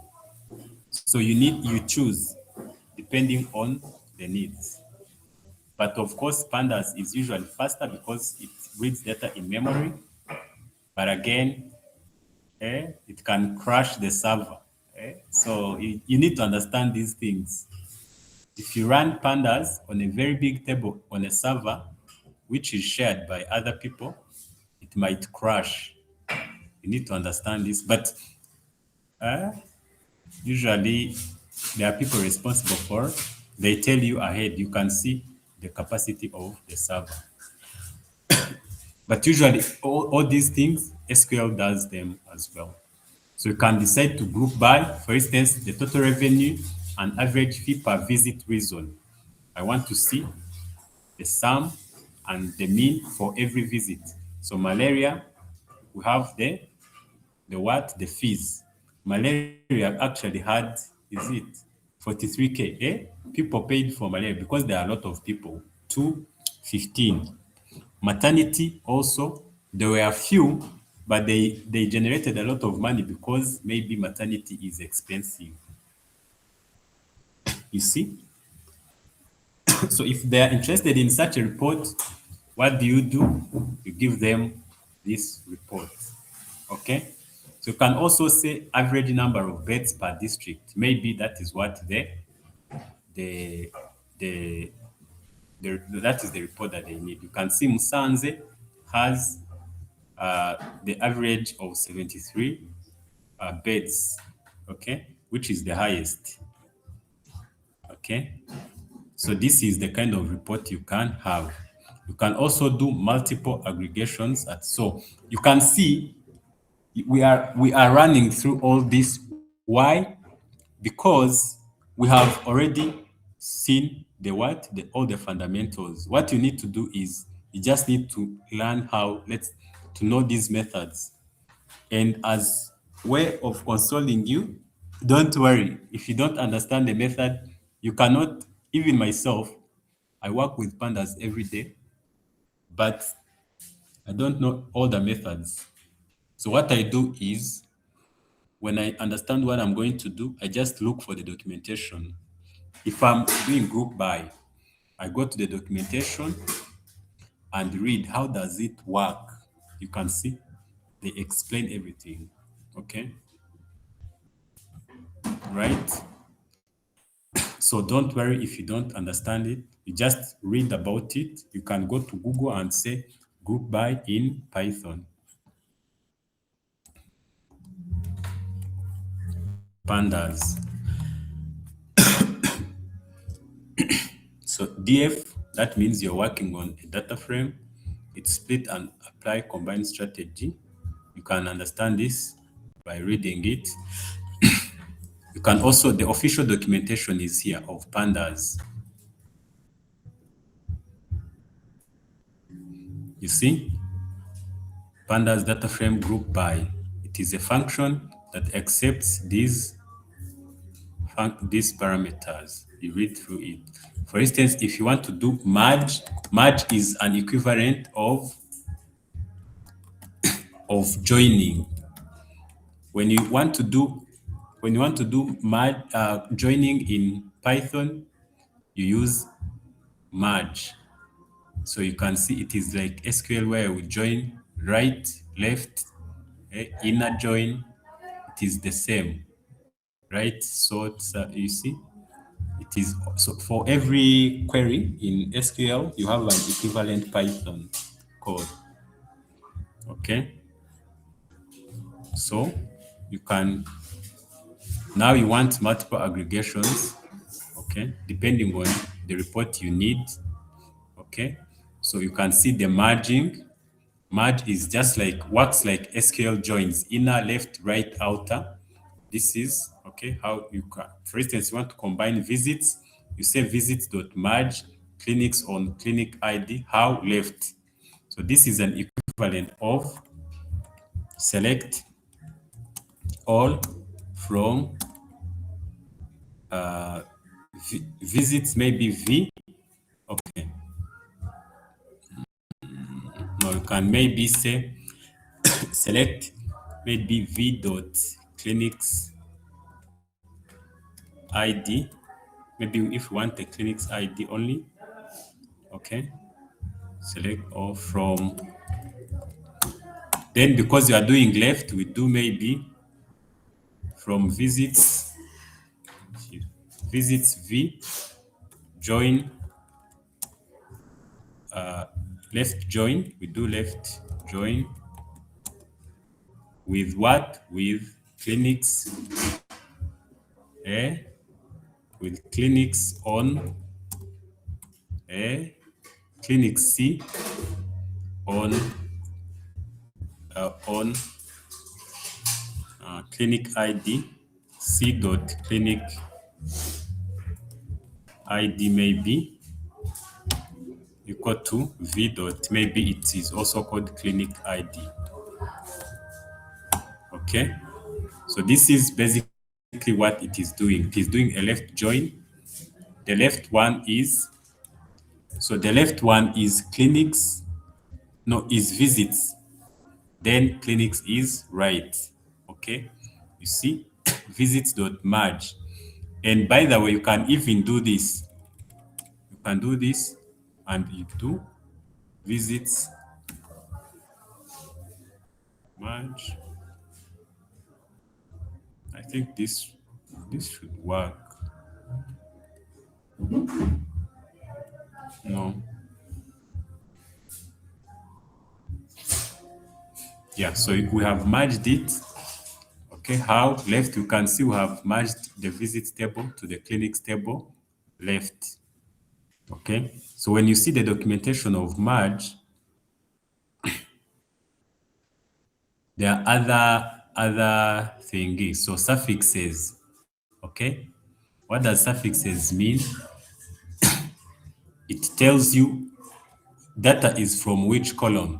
What you can do is you can say, if I say like this, X is the left table, Y is the right table. The left table is visits. So any common column, let me show you something. Where are the common columns? The common columns, so any common column, it just say it is from X. I want to see, maybe there are no common columns. It should say this column came from which table. Okay, can also come here and let's see another parameter. Suffixes, copy, no.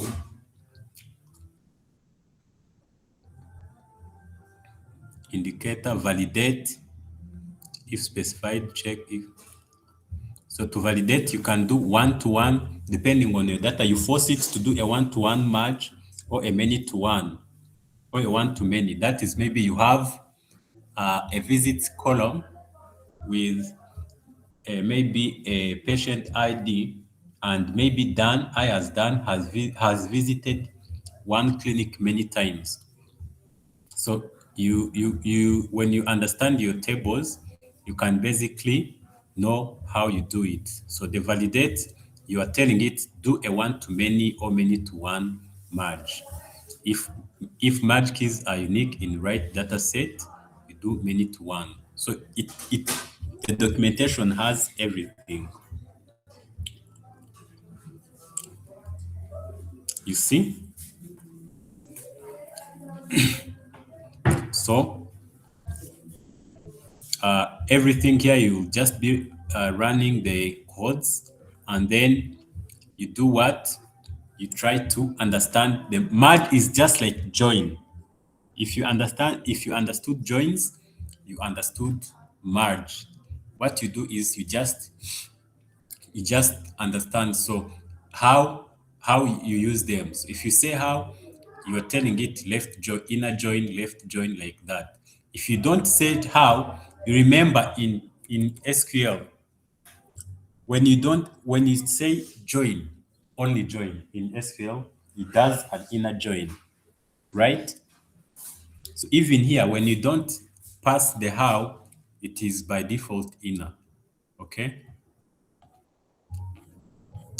So have A question, Dan, before we move on. yes, please. Yeah, okay. This is a little bit trivial because maybe clinic ID appears in both tables. There are situations when maybe in one is clinic ID, another one, let's say, if the, how can I say, maybe another Yeah. name, they specify, they are the ID. same. Yes, how to match these two to say that Good question. Good question. So usually, let's say in the clinics table, you just have the ID in clinics. In visits, you have clinic ID in visits. And you want to join these two tables on these two, okay? So one of the ways, I'm going to also show you a trivial solution, okay? Let's print our visits table here, okay? Dot head. Let me show you something, okay?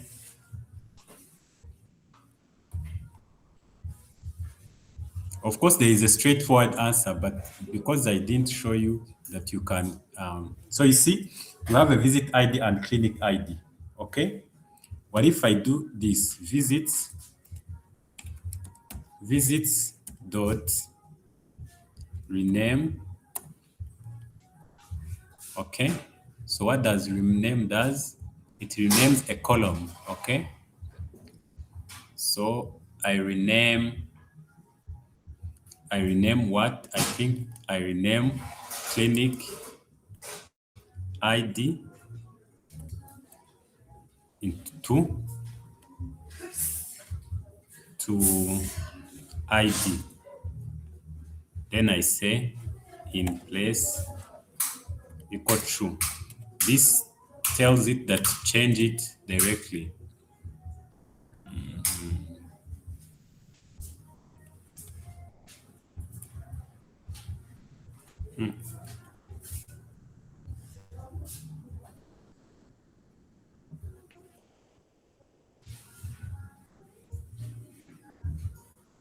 Let me see an example. Okay. Rename or columns equal to. Okay. Yeah. I say columns equal to. You can see that I am looking on the documentation of this function because I do not remember how it works. So I want to see an example here. Columns equal to, oh, it's a dictionary. I do this and this. So this is a very trivial way. Now I am saying, you see, I'm changing. Now let me print visits. Dot head. This one. Okay. If I do this one, you can see it has changed clinics ID to ID. Now they are the same, right? But that is not the, the best way. I just wanted to show you that you can rename a column to match what you need, okay? But in joining, so you can now go ahead and use the same thing. But in joining, I think there is a way on, so on merging, okay? Let's read the documentation of merge, okay? Read the documentation of merge. You come here, when you don't understand how it goes, okay, it takes right, how inner on, left on. Exactly. So see how you do it, Colette. You see, if your table, your left table, we are doing left, maybe the left table is visits, the right table is clinics. So what you do is instead of on, you say left on, okay, clinic ID, then right on, right on what on ID. Do you see? So you're saying when I'm joining on the left, it has an error. On the left table, use this column. On the right table, use this column. You see?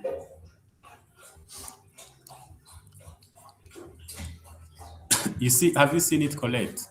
So you can see even an example they must have given us. So see, for instance, okay, we have DF1, DF2. Those are two keys. Okay, so df1 is L key, the left key, and value. df2 is the right key, R key, the value, and they want to merge on these keys. So what you do is you say dim merge on left on L key, which is the left table, which is D1, then right on R key, which is the right key. You see how you do it, Colette. Yes, yes. Thank you very much. So you can read the documentation for everything. Usually there are examples. Okay, so now as you can see, this was a very long session, right? So everything you have it, every code you have it, you can run through it. Okay, then we've stopped from here on 10, which is pivot tables. Tomorrow we look into this and then visualizing all these reports. Okay, here we were just printing it out. Okay, okay, but now next time now this is just a report print. Now tomorrow we'll be visualizing all these reports, right?